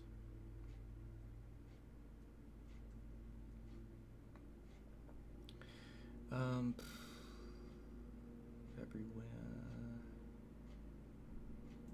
I think, I don't know. Oh my god, don't tell me I don't know where the fuck I put it.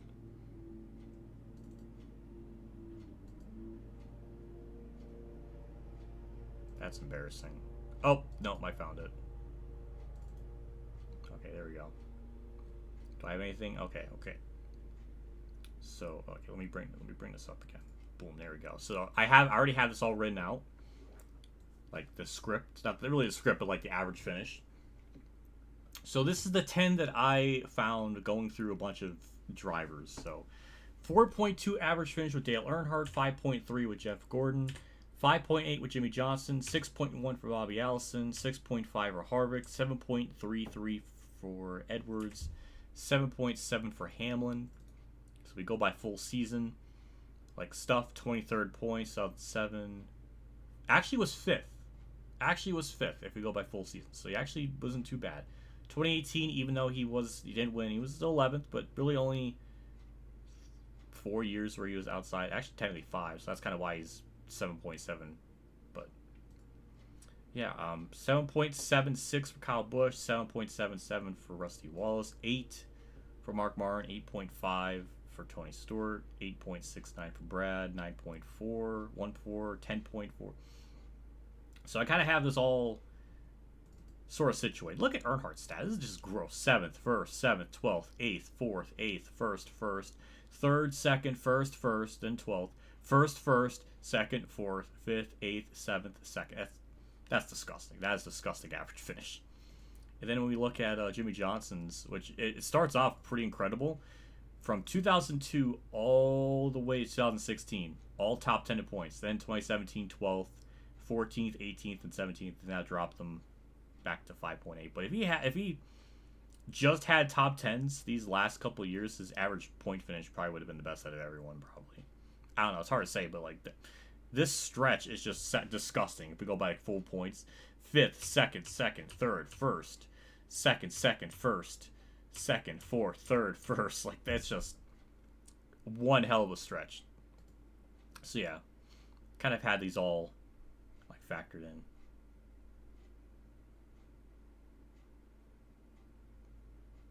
See, Logano's is still pretty decent.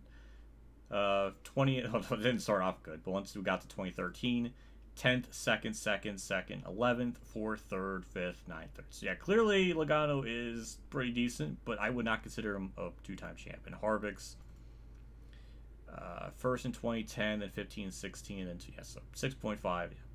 And Edwards is probably one of the biggest outliers because he only ran 12 races, so his don't really.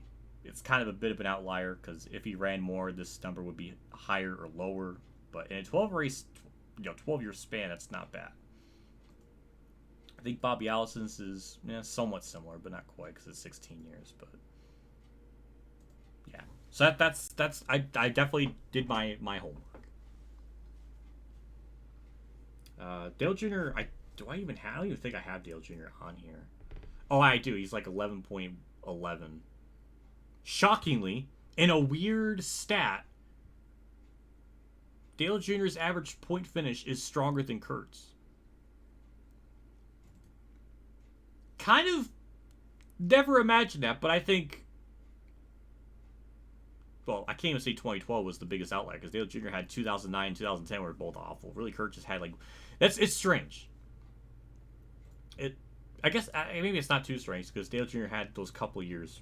maybe 4 or 5 where he was like top 5. I don't know. It's just interesting that the Juniors is slightly better. Maybe it's because Junior had less seasons, 17 versus Kurt's 21. So I don't know. Interesting when you factor that. Ricky Rudd's up to not nearly as high. Same with Truex, Darrell's plummeted. I don't know. It's interesting. Kurt drove like crap for 2 years. No, he only had really one bad year. That was 2012. Dale Jr. But I guess that's just more that Junior had, like, when he was good, he was really good. Well, Kurt only had one bad year. Junior technically had two, yet he was still slightly better. But I think it's because Junior, for a couple of those years, was really good, like 03 and 04. And then 13, 14, and 15. It's like he was also like really good in that stretch too. I don't know. It's interesting. I didn't notice that until I looked at it.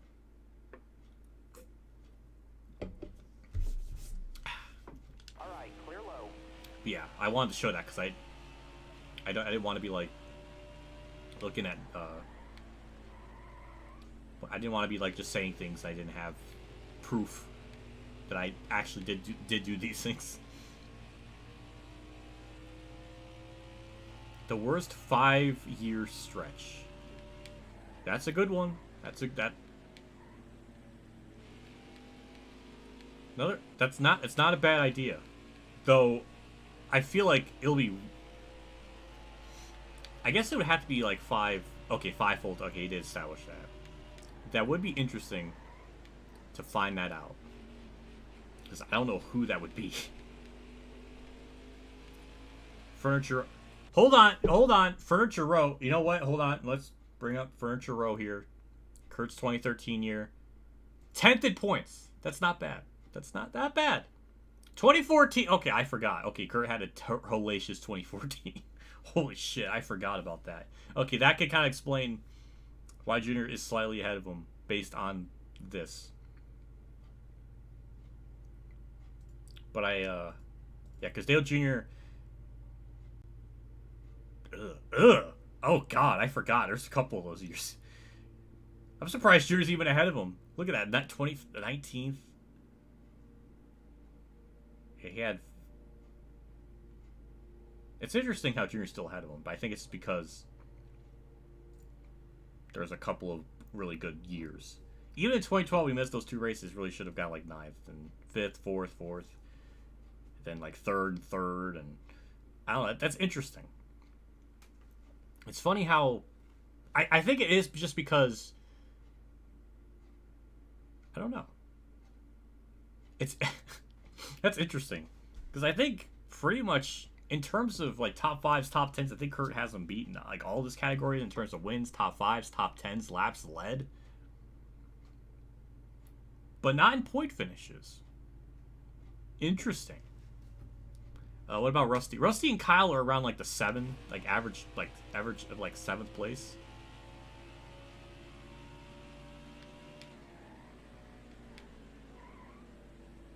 Left side, all clear.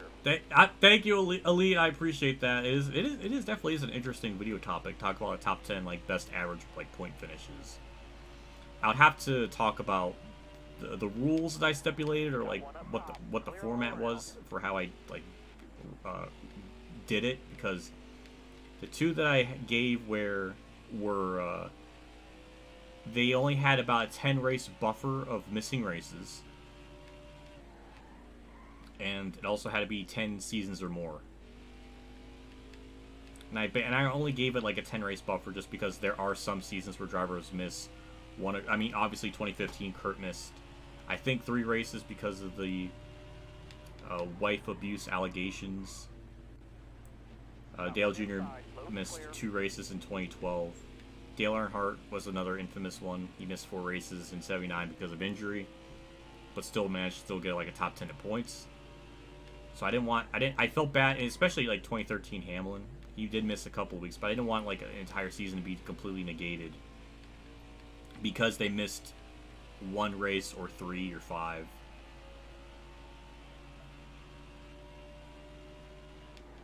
I guess what's interesting with Kurt is just for how long he was competitive. Because Dale Jr. would have really good years, then really bad ones. Kurt was just always there. From what I remember watching him race. I mean, the fact that he's in like year 20, it's still competitive and being able to get race wins. It's even by the last couple of years, he was still running top 10 in points. I mean, he definitely declined a little bit.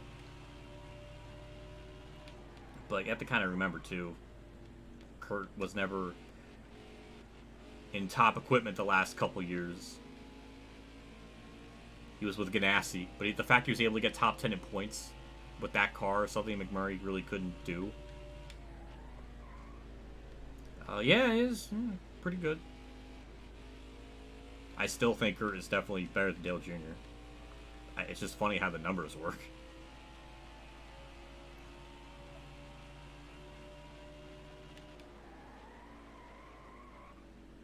Looking inside now. All clear. No pressure from behind.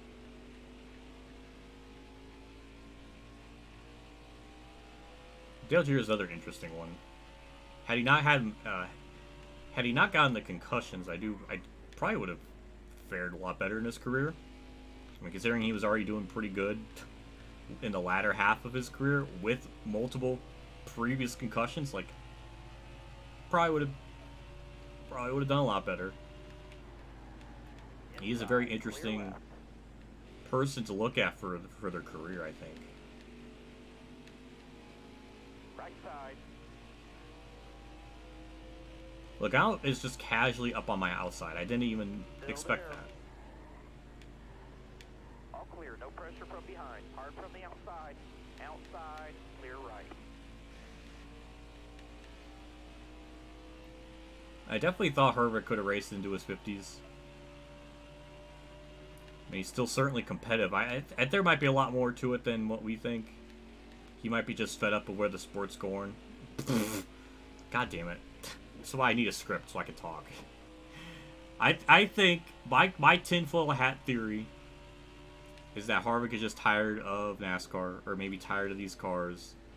He doesn't like where the sport's going, and he's just kind of fed up with it. And to him, it doesn't matter how good he's running. I think he's just tired of it. I remember there was a quote Harvick said where back in the day, if there was problems with the car, or like the package wasn't right, they would fix it in a few weeks. Now it takes them like the whole season to do it. Like there's less of an urgency to try to fix things because it costs money and they don't want to be doing that. It's like, I don't know. I feel it's more, there's more to it than what we think, because he's still running pretty competitive. It can't be because he's not running competitively anymore. He's still pretty good.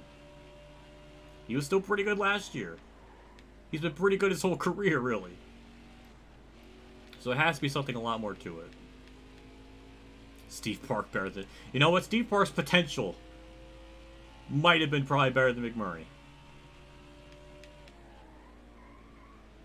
But unfortunately, Park's career was riddled with injury.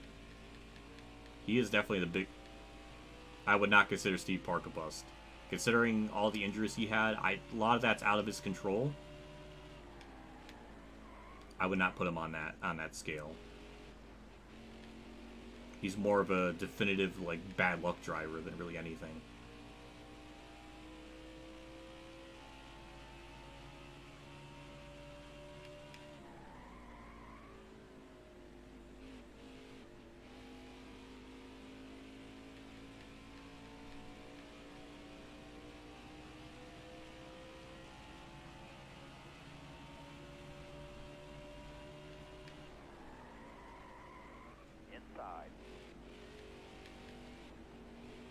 Well, Chastain got to the bomb. I'm hope. Ooh, I got tight. Ah, all right.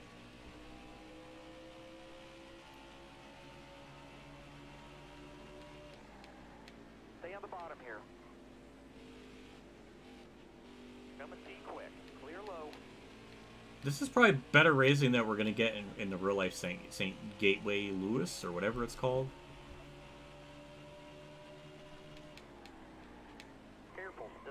I guess the other thing is because I mean I don't my plate isn't nearly as thick as what it once was with videos. Careful, still there. But yeah, I definitely want to do more. All clear. more, I guess, meaningful videos. Let's Plays just aren't in the same scale as making an edited video where I really put my thoughts together and stuff. Like the World Without Leashes series kind of fits that mold with things that I really like to do, but they take time. You know, it's not just something I can just whip up in a day. I can maybe whip up a script in a day, but I can't just finish the video in like one day. But those are a lot more engaging to make, and also no one on a platform's ever done something like that, because I don't think anyone is insane enough to go through race by race and almost year by year and create this, you know, different context of this world where, you know, we get to see who would have won races if there was not Cup drivers in it. And I mean, currently, it really doesn't get bad until, because even from 85 onwards, at least from what I was looking up, because I have all my notebook filled with everything. I think definitely from 85 to 99, there was never a season where Cup Leeches won more than half the races. It was always either right at 50% or it was under. It wasn't until maybe 2002 where that started to shift.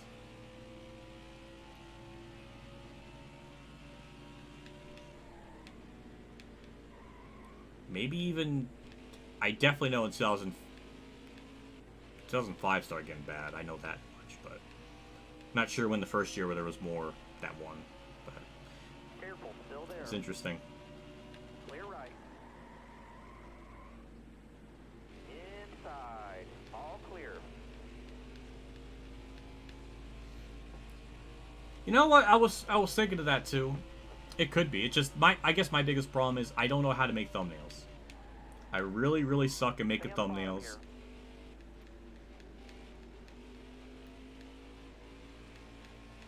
And the couple of ideas I do have, they feel more like the iceberg like video like rip-offs. I don't want them to be like that. But I like that. I like the format. Or like the way it's designed. But yeah, I absolutely suck at making thumbnails. So that's like one of my other biggest problems, because I can make a really like detailed video, but God forbid I cannot make a thumbnail to save my life.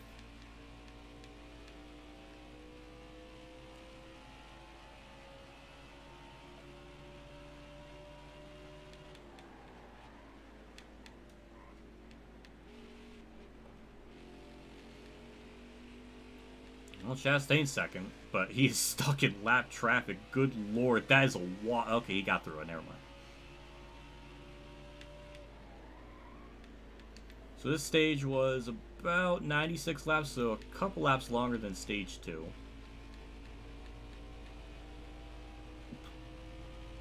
Stay left. All clear, no pressure from behind. Yeah, 2013 was gross. I'm never really a fan of a driver winning a championship without winning races, but if they're... I mean, he was consistent. I think he would have had a couple of wins, but Cup Leech just took it away from him. Possibly. I'm not really sure. I have to... I guess I can look at it now. So I have my...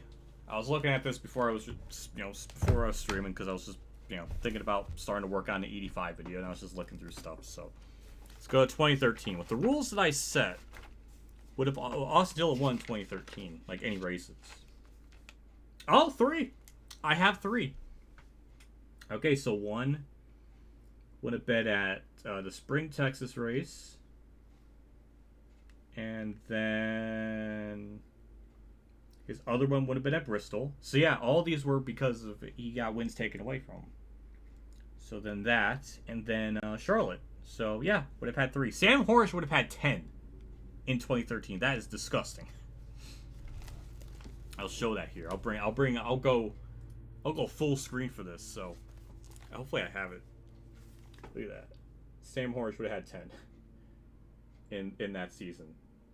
I don't think you could see it, but I do have Sam Hornish would have had in 2013. That's yeah, that. So I'm not gonna rip Austin Dillon too much for not winning because him and Hornish got robbed a shit ton of races.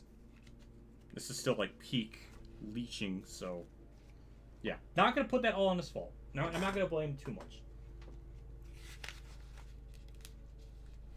Now the Matt Crafton one, that's bad. That one was that. There's no defending that because he wasn't even the best like average finishing driver. Like he did. No, that's like gross. But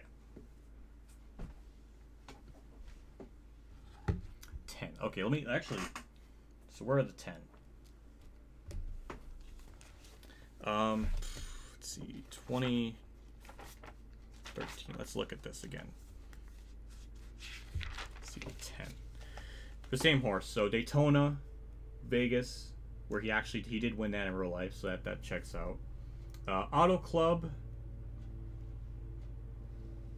and then the other one would be Charlotte, then Watkins Glen, Mid Ohio, Atlanta, Chicagoland, and then Texas. So those are the 10.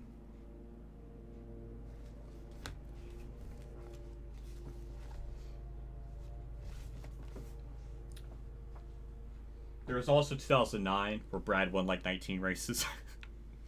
If it was full season or without leeches. That's kind of disgusting. Careful, still there. You're all clear up top. That'll be an interesting season when I get to 2009.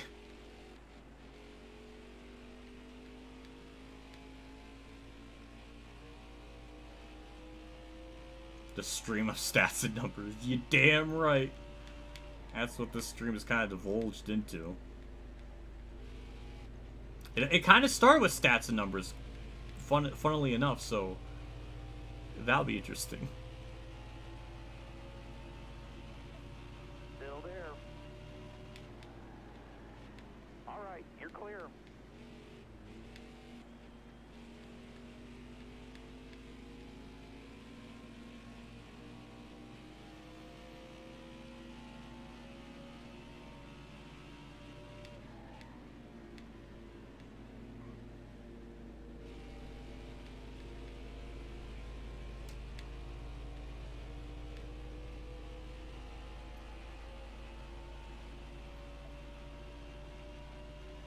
Still there. Look ahead for me. Clear outside.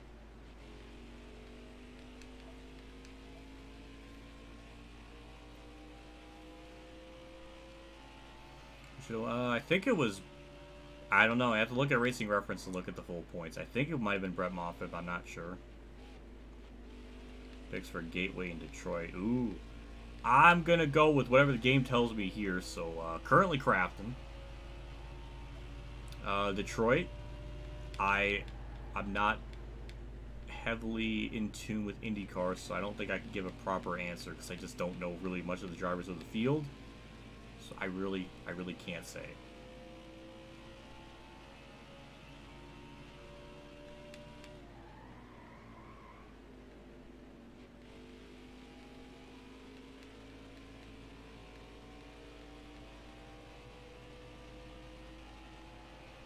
Careful, still there.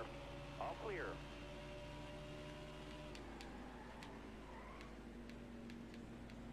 It is going to be interesting when we get to the more recent years because it's not nearly as egregious with leech wins. I think around 2019, I think is the first year where it wasn't as bad.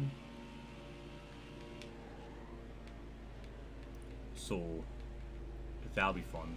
That might be where we start adding in like 2 seasons in a video or something because there won't be nearly as much to like, I don't know, to really talk about. I did watch the Indy 500.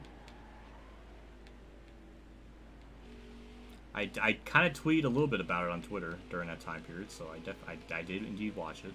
I live tweeted it a little bit.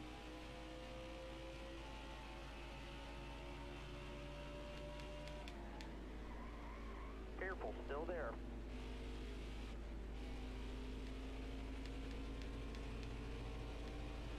All clear, no pressure from behind.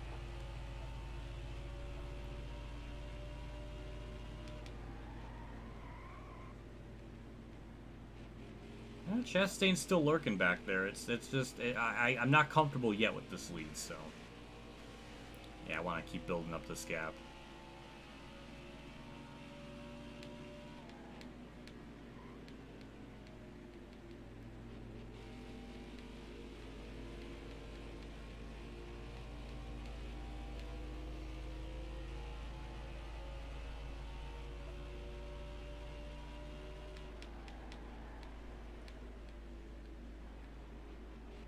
I've heard really good things about IndyCar this year, which is nice. I've definitely not heard too much. The marketing hasn't done a good job promoting it. I remember that much. Clear all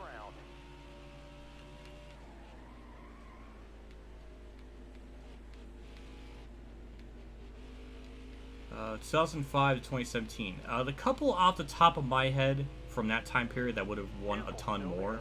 Jason Leffler. I remember that. I think I counted when I was doing it, just like off camera. I think he had like 27 wins. So yeah, he got robbed of a lot. Elliott Sadler would have had like 37. He definitely would have had a good ton. And Justin Allgaier, who I think, if I'm not mistaken, is probably the driver that's gotten robbed of wins the most out of anyone.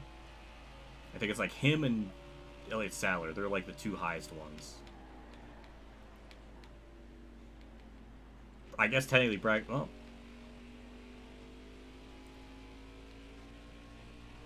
Maybe Brad Keselowski. Brad might be up there too. I mean, he only really ran... He's only in this series for 2 seasons, which was 08 and 09. I think his first year, I think it was like 8 in my series, and then 19 other ones. So, what, 27 wins in 2 years? That's a ton. He's definitely up there. I think Allgaier and Elliott Sadler might be the most.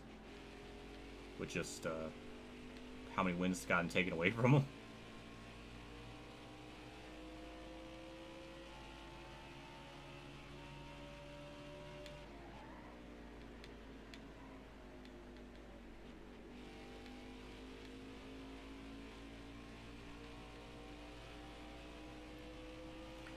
2005. I think without leeches, dare I say, the win counts opened up. It was a lot of different winners from at least 2005 and 06. There was a lot of different people that won.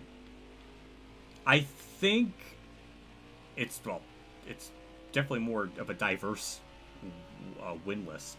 I think I remember Paul Menard had 9 wins. I think he definitely was the highest running regular a good chunk of times. That was one I remember. Still there. But yeah, if there weren't Cup guys, there would have been a lot more just unique winners. Paul Menard's really like the only exception. Everybody else... You got room. You're clear. Bernie Lamar would have won. He would be the highest running regular at Daytona in 2006. That's wild. That's kind of insane to think about. I remember that.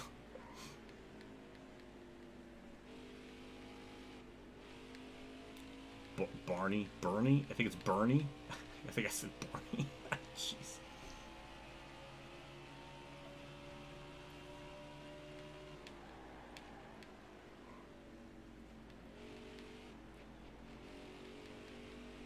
Bring it home. Thank you, Unleasher. I'm trying to do that.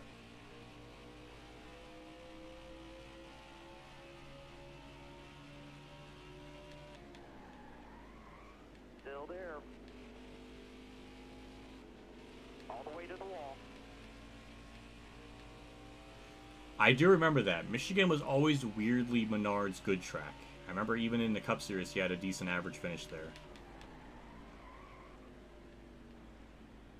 I think he won a nationwide race, like an actual, like at one point. So yeah, he was always weirdly good there. Very strange, but the man was definitely mid in Cup. But God, Bali G, he was good at Michigan.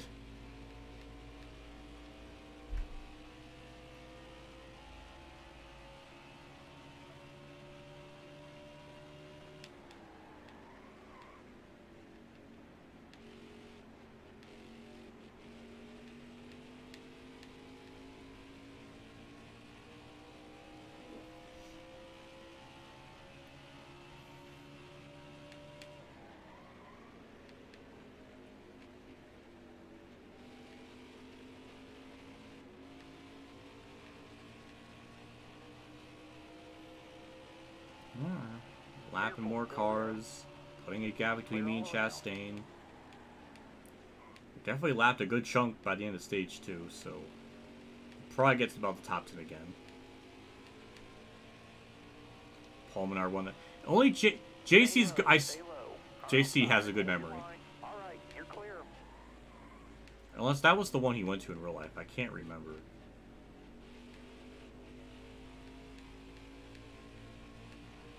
Stay left. Top 3, use it if you need it.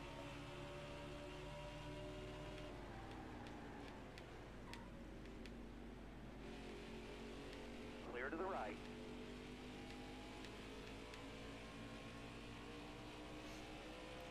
That is funny to think about because Ty Dillon has more stage wins than Jimmy Johnson does. Outside. That's Top funny. 3, use it if you need it.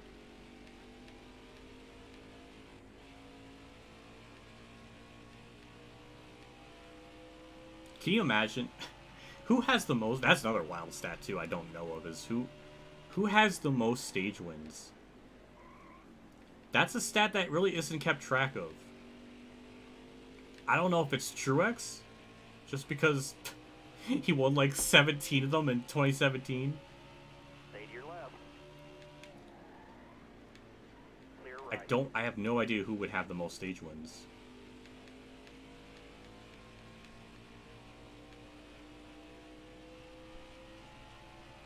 What did I miss? Well, Jesus, we talked a lot about numbers and stats. That's been like the theme of the stream. All stemmed from because I thought JC's reviewing system was a little bit flawed. And then it just went out of control and really hasn't recovered for the whole stream.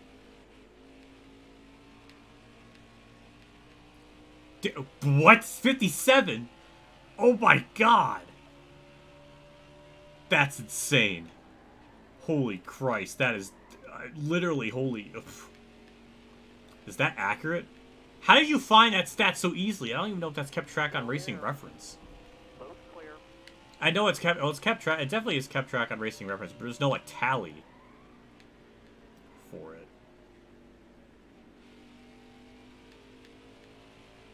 That's gross. That is certified gross. I guess I'm not shocked it was that much. I was thinking somewhere in the 30s. Kyle Busch is 45. I'm not surprised Kyle has a lot, but 45? Damn. I do remember hearing stage winner MTJ. I remember that being a meme because it did happen a lot, but I didn't know to that extent. Like, holy, oh my god. Nobody out back. Looked up on Toby Christie. What? I've never heard of that site, but props to them if they've kept track. Stay on the bottom.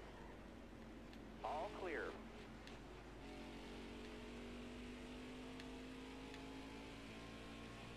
Well, that'll be an interest. That's an idea. That's an idea for me. Top 10 most wins, most stage wins. I don't know. Top 10 most stage wins in NASCAR. Number 1, Martin Truex. I don't know. It's.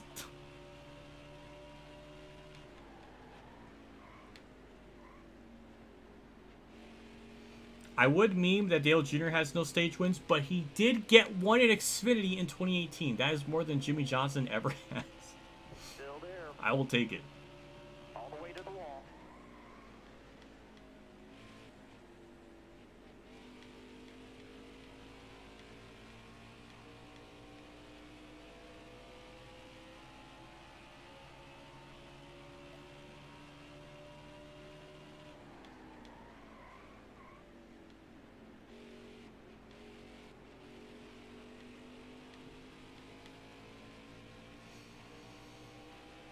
Well, we've garnered a decent lead. Logano's still lurking behind Chastain, so the battle for second is still raging on.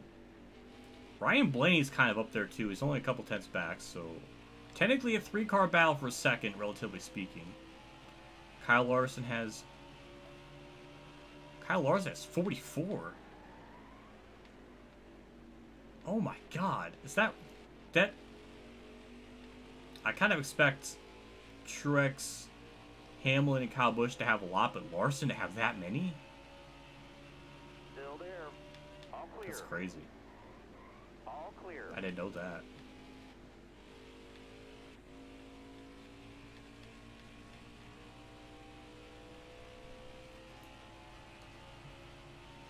I guess it's not, maybe it's not too shocking because there is two stages of race. There's more chances to win. So I guess maybe that's too much of a shock. When are we gonna get a person that has 100? Who's gonna be the first to do that? I don't think it's gonna be Truex. He might retire before he gets to 100, but same with Kyle and Harvick and all that. So. Probably some driver that's been maybe like Chase Elliott or maybe Chase Elliott or Larson possibly.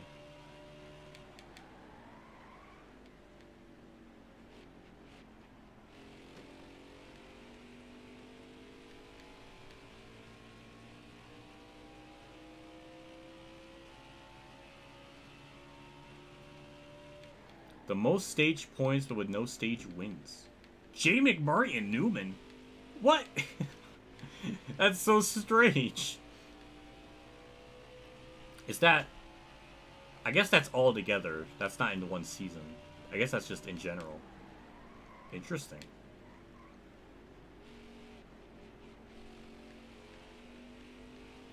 Oh, there. Oh, here we go. JC with his nerd goggles on. 2 stages a race, 73 per season. 146 in 2 seasons. 219. 438 and 60. I almost hit Austin Dillon looking at JC's message.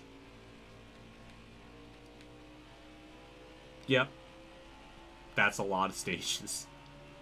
Still there. Top's free. Use it if you need it.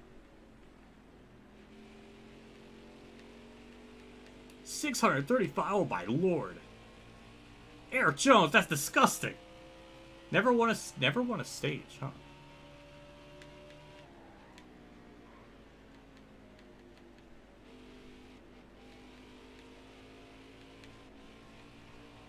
That is, that's a lot of goddamn points.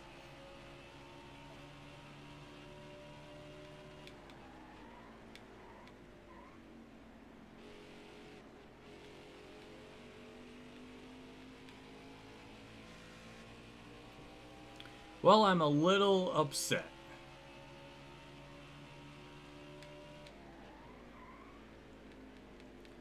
Just because I thought this race would be a little bit tougher. Beginning of stage 2 was competitive, and then it just was never the same again.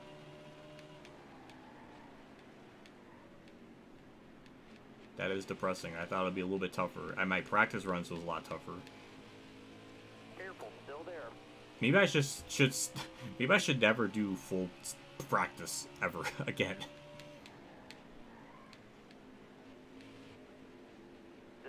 I'm like too good.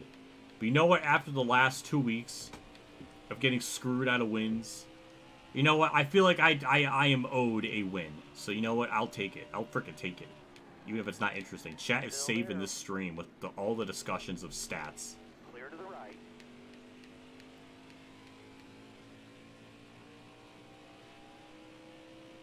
Can you imagine if they counted stage wins as a race win?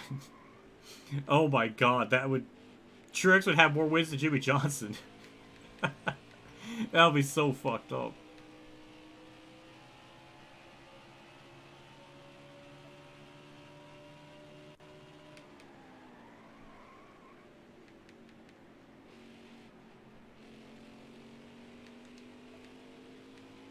.40 laps to go.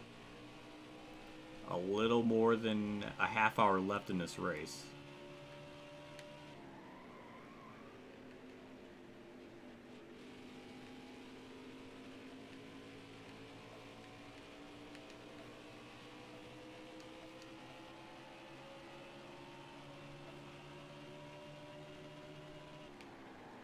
Still there.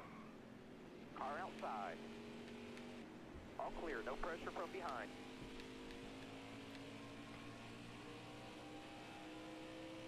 Cody wears 2 stage points. I'm not shocked by that.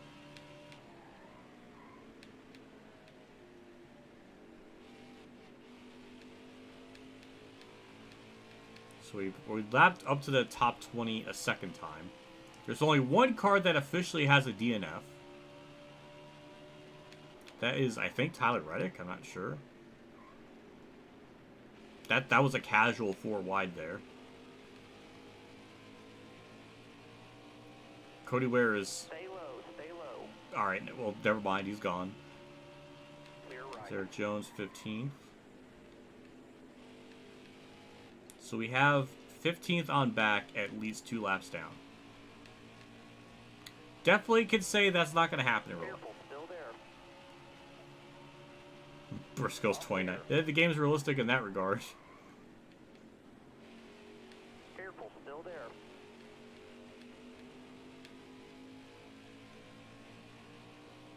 All clear.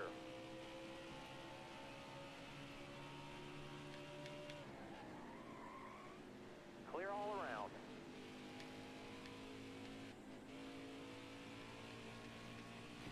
Well, if it wasn't for me, Chastain and Logano would have a legendary battle for the lead.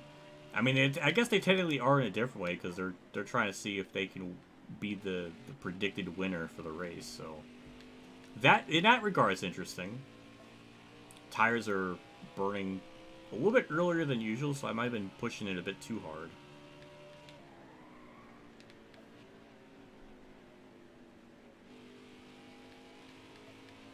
I'm hoping the field takes 4. I mean, it should. I mean, we might be pitting with like 25 to go, maybe. I don't think them just taking rights is going to be good, because I think their lefts are going to be pretty shot, too. I don't know, we'll see. So, right now, it's just oh boy. Ew. I don't know why the frames, like, ew. They look really bad on my end. Looking at the stream screen. I don't know what the fuck to call it. That looked gross.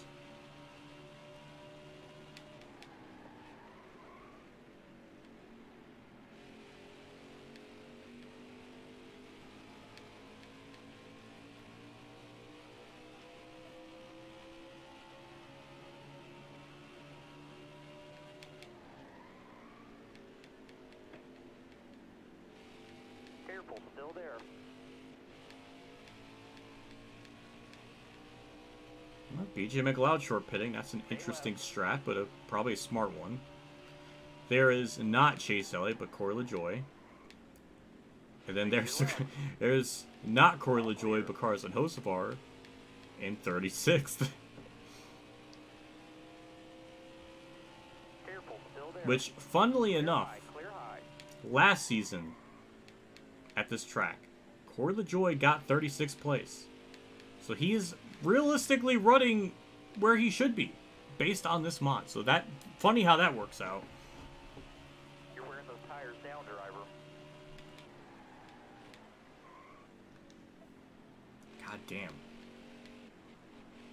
The gap extended another second, and I don't even remember.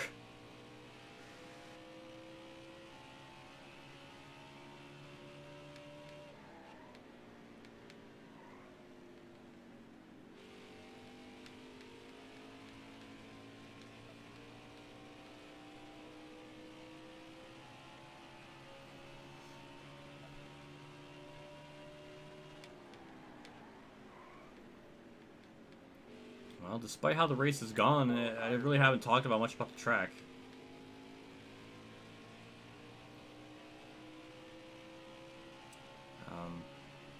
It's fun to drive.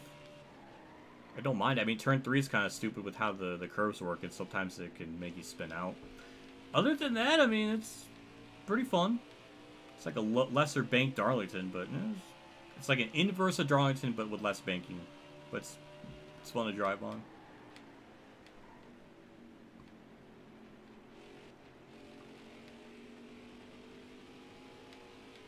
I think this race would work a lot better in the context of a 25% race. The lap traffic may not really be a thing. Because once you have a long distance race and lap traffic becomes a thing, the AI just kind of fall apart. Logano finally, after the entirety of this green flag run, has passed Ross Chastain. Nobody out back.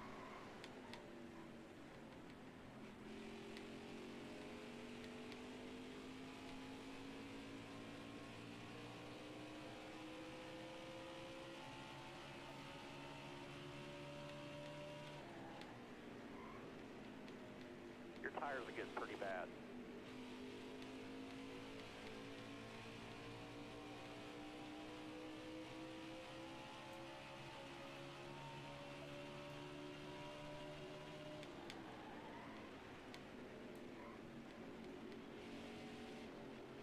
Oh, Chastain got it back. What a battle. Hamlin's going to go a lap down in 13th. I forgot about that. Kyle Busch is going to go a lap down. Suarez is running 12th. Good for him.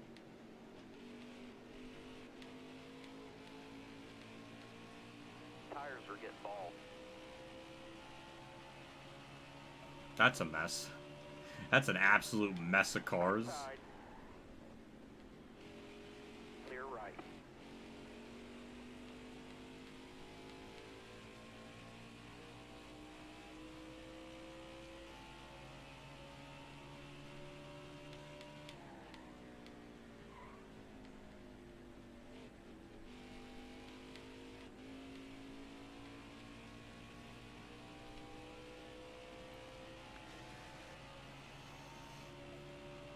Well, we'll be pitting here pretty shortly. Go easy on the tires. The only thing that the field can do, which I don't think would work, is literally just take right side tires, which I don't think that would make sense, because I think they would still have to pit again. That's like the only that's like the only possible way that could gain time on me.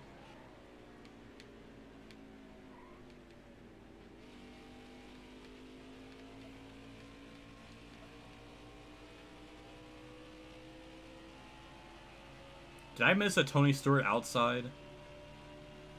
That sucks. I wanted to laugh at him for it, and I missed it.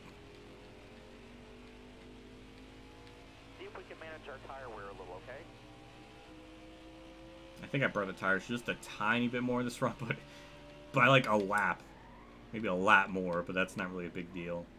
I guess with just how big of a lead we have, I think we can get away with that. That's William Byron. That's going to be another car lap down up on the horizon.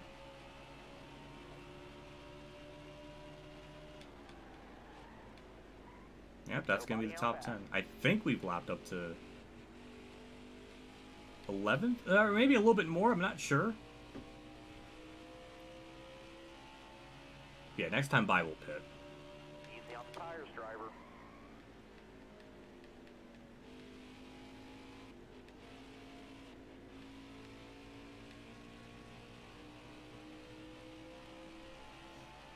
Cutting it a little bit too close in the tire wear, though. That's kind of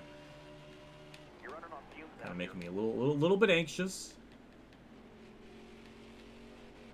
So I think we're gonna lose a percent just getting down to pit road. So yeah, we did a little. Yeah, we're pitting this lap. I'm not gonna stretch it. There's no point in stretching it.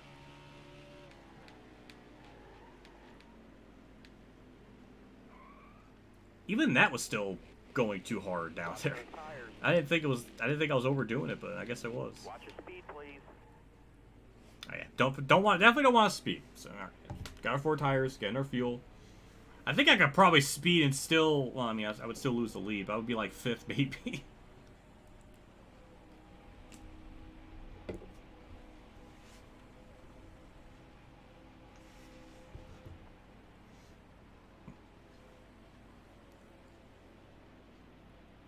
Oh, just ran into Tyler Reddick. Yeah, that's what you get for taking Kurt's ride. That's how I'm gonna rationalize it.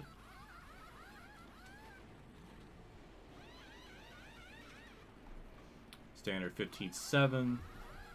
Yeah. Well, unless they gain a crap ton of time entering pit road, I think we'll still be fine. I did technically undercut them, so they should gain. I mean, I should gain a little more time on them, but I guess we'll see.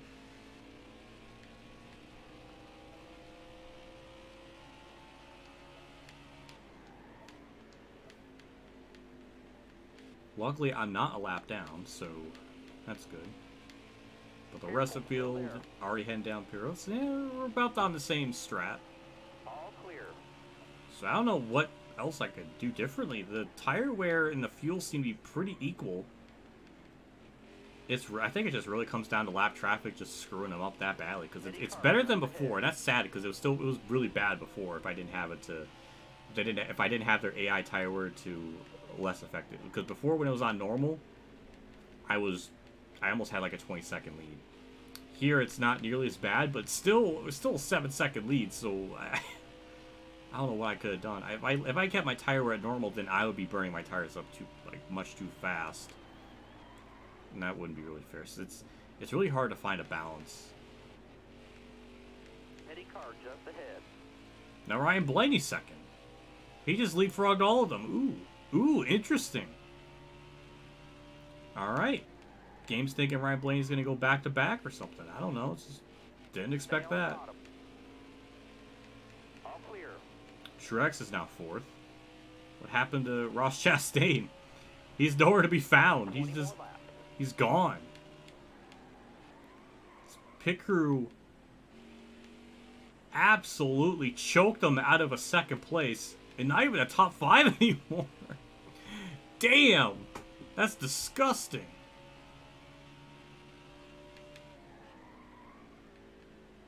That's a choke if I've ever seen it. Also, Ryan Blaney gained on me. He must have been one of the people that, I guess, pitted before all of us, because he's only 4.5 back. Definitely gained time on me. Same with Logano. So yeah, that's why it was important to have that big lead in case we go down pit road and lose it. I mean, we only lost maybe 3 seconds, but yeah, it was important to have that gap just in case.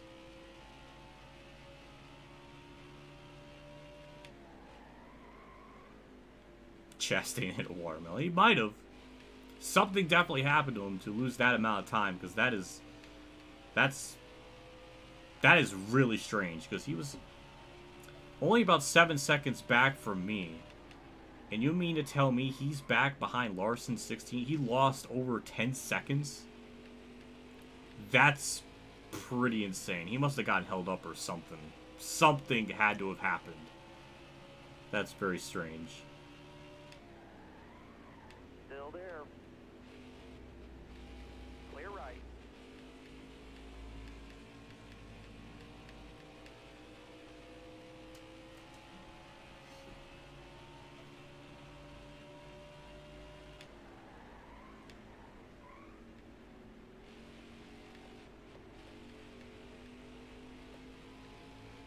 So am I now about to lap Hamlin twice in 12th? That's strange. But I guess so. I don't know how many cars are left on lead lap. I think it's under 10. But I'm not sure. I've not seen 9th place in a very long time. I'm not going to send it. But Hamlin's definitely going to send it. Stay low. Buescher's 31st, Crawl 37th. Austin Dillon outrunning Chris Buescher. I guess maybe that's not too much for shock, because sometimes it can happen, but there's really no names that have blown my mind with how they're running. It feels very, very by the numbers. You got room. You're clear.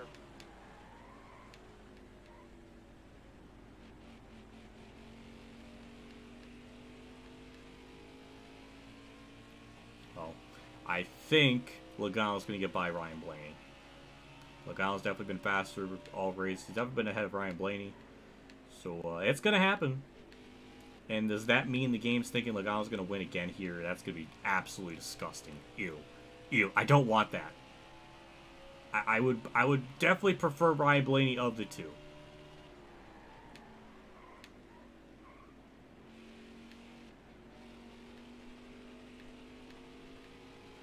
Ew. Ew. He took second. Oh, that's disgusting. Oh, I hate it. Still there. Oh, I don't like any of that. Nobody out back.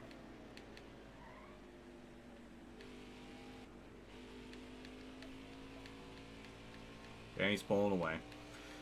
That's depressing.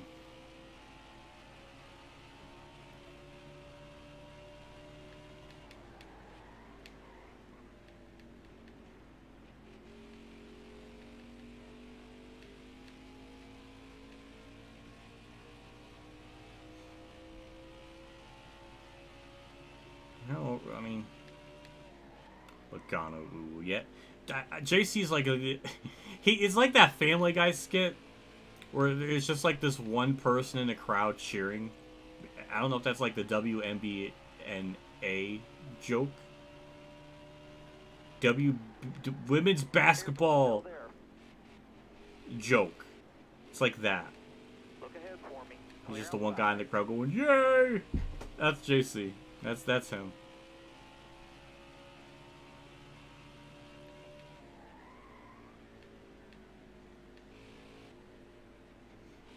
I almost want to be able to spice things up just so Logano may not win or finish second, but then there's a chance I can get boned out of it. So kind of in a lose-lose situation. It's like I want to win, but I don't want Logano to take it. It's just I'm doomed either way.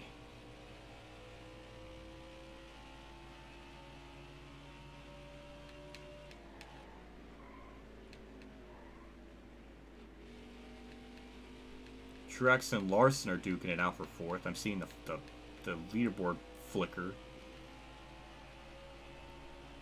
And to go. Inside. Clear behind. What's the easiest career mode that you've ever had? NASCAR Rivals currently? Because even with a maxed car, it's pretty embarrassing.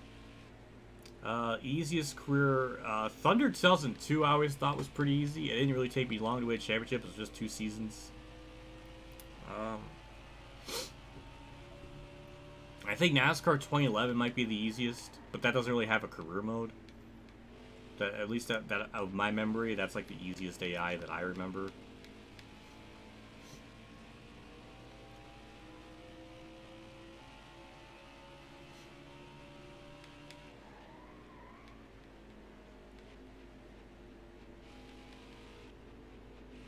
Your fellow Squirrel Aiden's alt accounts alt with a very unique emojis. I've never seen those before, so that's interesting. Hold your line. Oh my god, I see Harvick. That might be for 9th. It might lap up to 9th. All right, clear outside.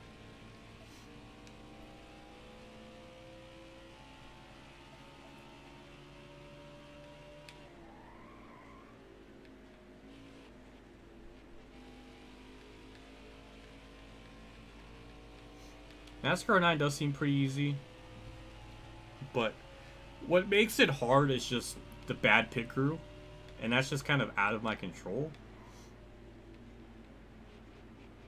It's probably somewhere in the top 5 easiest. I don't know if it's the easiest. NASCAR 2011, I mean, it doesn't really have a career mode, so I don't even know if that counts. But if we're not going to count that, then Thunder 02.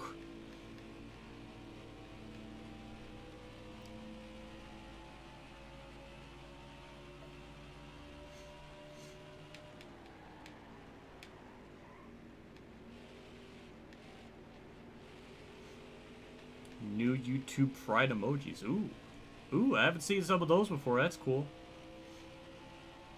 Careful, still there. Nobody out back.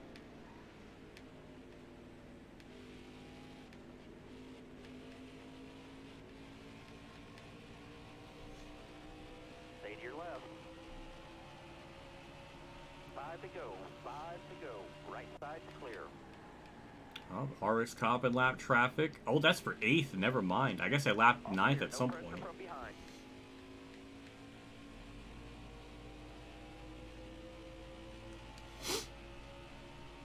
Oh, look at that. Look, Ryan Blaney's reeling in Logano. It's under 0.6 of a second. It was like a second before, so something's happening back there. It's down to 4. Oh, it's something's happening. There's a shot. Ryan Blaney has a shot.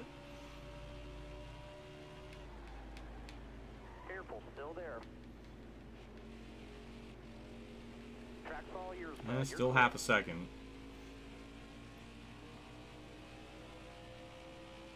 Oh, there was a moment of interest. Oh, 6/10. So okay, never mind. It was somewhat interesting for a moment there.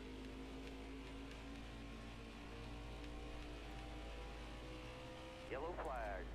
Oh, this game, you can't. Oh, you troll. You absolute troll of a game. Just about to hit 3 to go and we get a yellow. That's the most NASCAR-iest things I've ever seen. And no one's pitting. I guess we'll see what our car can do. That's some bullshit. Wow. But there's a chance. Okay, I mean, maybe there's a chance Logano can get boned out of this. Go Ryan Blaney.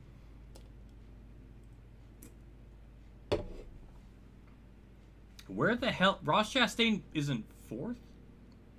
Why? Somebody had something happen because why is Almirola 5th now? Why is Chastain 4th? And why? How did Truex and Larson get 6th and 7th? What happened? I'm very confused. I'm very confused why nobody pitted, but Have a good day. whatever.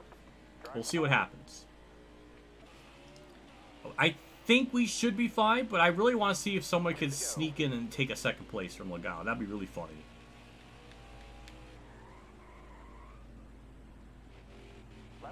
Oh, no, never mind. He took it. He took 2nd place back. What a freaking bum. I thought he was gonna... Wow, that's depressing.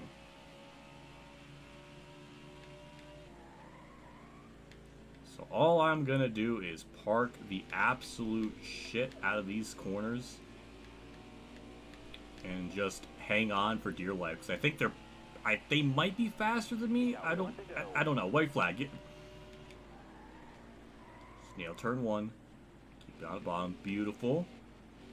Perfect. Alright. Alright. Alright. Alright. That's good. That's respectable quarter. Just have to nail turn 3.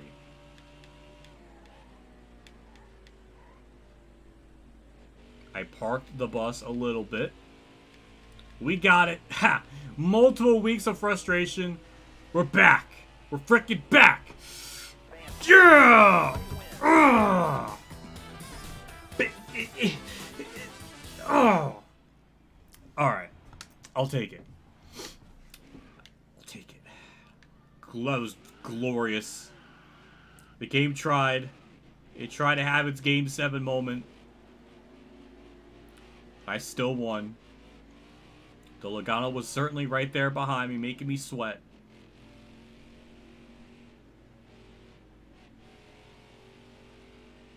Now it's gonna be awkward to do this burnout because I'm not gonna be carrying enough speed, but I'm gonna try, damn it.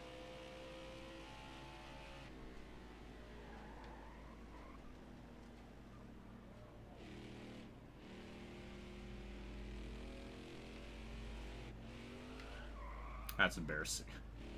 I can't get the speed that I need to. That was probably the worst one I've ever done at this track. Tyler Reddick wins. I'm not gonna count Tyler Reddick. He doesn't exist. Tyler Reddick's the 8 car. Ew. Oh god, I've never seen that type of How do I have damage on the hood? What is that? I've never seen that on it. Ew.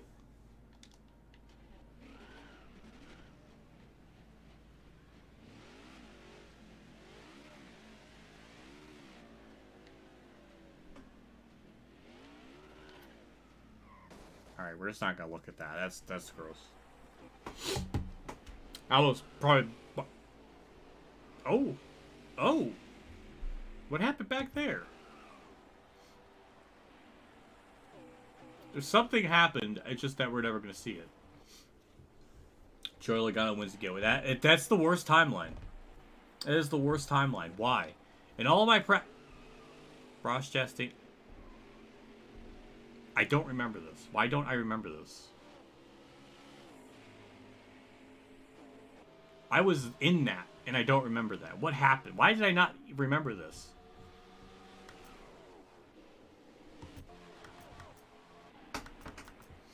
Okay, these first 70 something. This is gonna be a mess for a while. This game really does not like to do full distance races, apparently. It's because it just flips through these way too quick.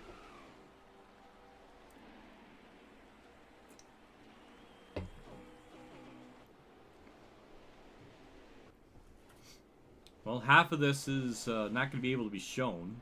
Okay, I guess lap 59 is where we're going to finally see things. Go back and watch that stream. I'm not going to streamception myself. I'm too scared. Lap 63. When did this happen? And why don't I remember it? That angers me.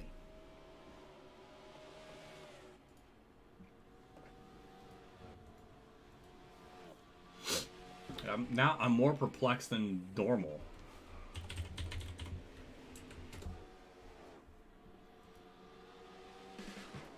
I just gave myself an ad. That's embarrassing. Let's see. It was lap 9. No, not that.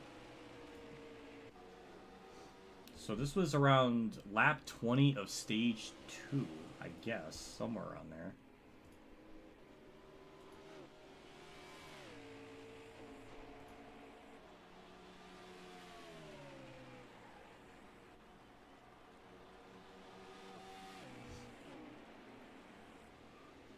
How do I not remember this part of the race?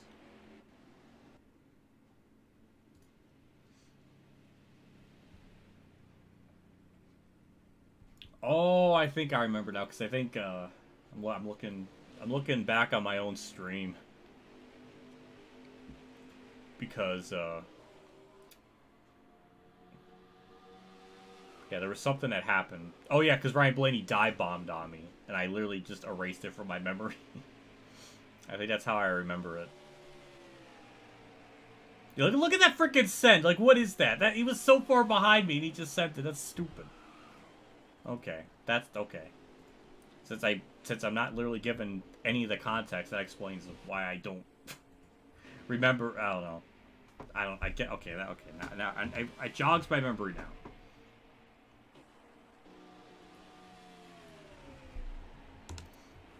Somehow 104 speed rating. I don't personally agree with that, just based on how I ran. But we get our victory trophy, all of the great stuff. Kirk got third here in real life, so I'll take it. Logano with the fastest lap, would have tried hard. But we're going to lead the most laps. You're damn right. 166 at 240. On the move was me, of course. Tough break, I don't know. Allmendinger. Only 18 spots. Let's look at the rest of the results.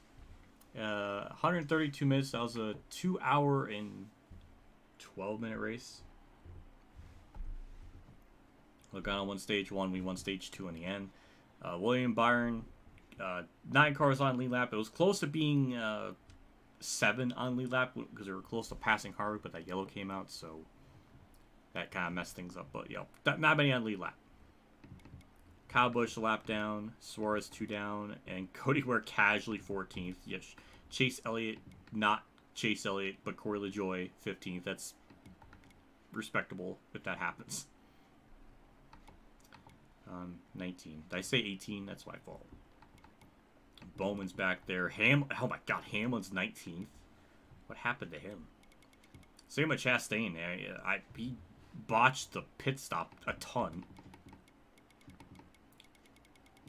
And the people at DNF was Tyler Reddick, and only Tyler Reddick, as J.G. Haley's 10 laps down. Only one DNF. Usually we usually get like 2 or 3 DNFs, so it's shocking we only have 1. But yeah, pretty short race, 2 hours and 13 minutes, and that's about what I experienced at practice. I think it was like 2 hours and 15, so I guess that was a little bit quicker. Or 2 hours and 12. I don't know. This is a pretty quick race. Real life will probably not be like that because in our reality, we get to skip the yellows, so we don't have to worry about that.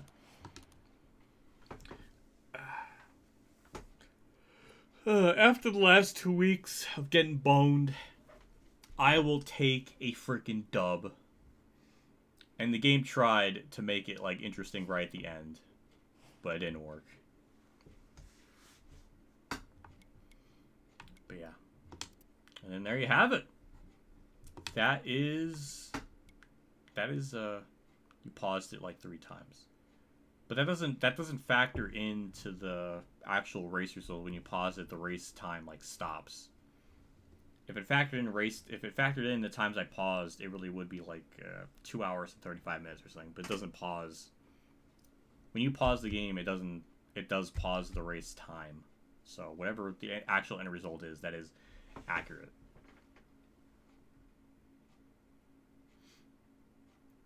$10 worth of looking at the JC. We need like a graph of how much I played the game versus how much I didn't, and all the times I paused and the time in between those pauses. We need this so we can get like a true percentage of how much the stream was of the race and then when it was not, and then give us a percentage of the stream per race ratio. You got some fucking homework to do, JC. Get out that pen and paper. Alright. Well, I'm going to wrap things up. Thank you everybody for tuning in. I just clicked on the wrong thing. Hold on, let me bring this up. There we go. That's what I wanted.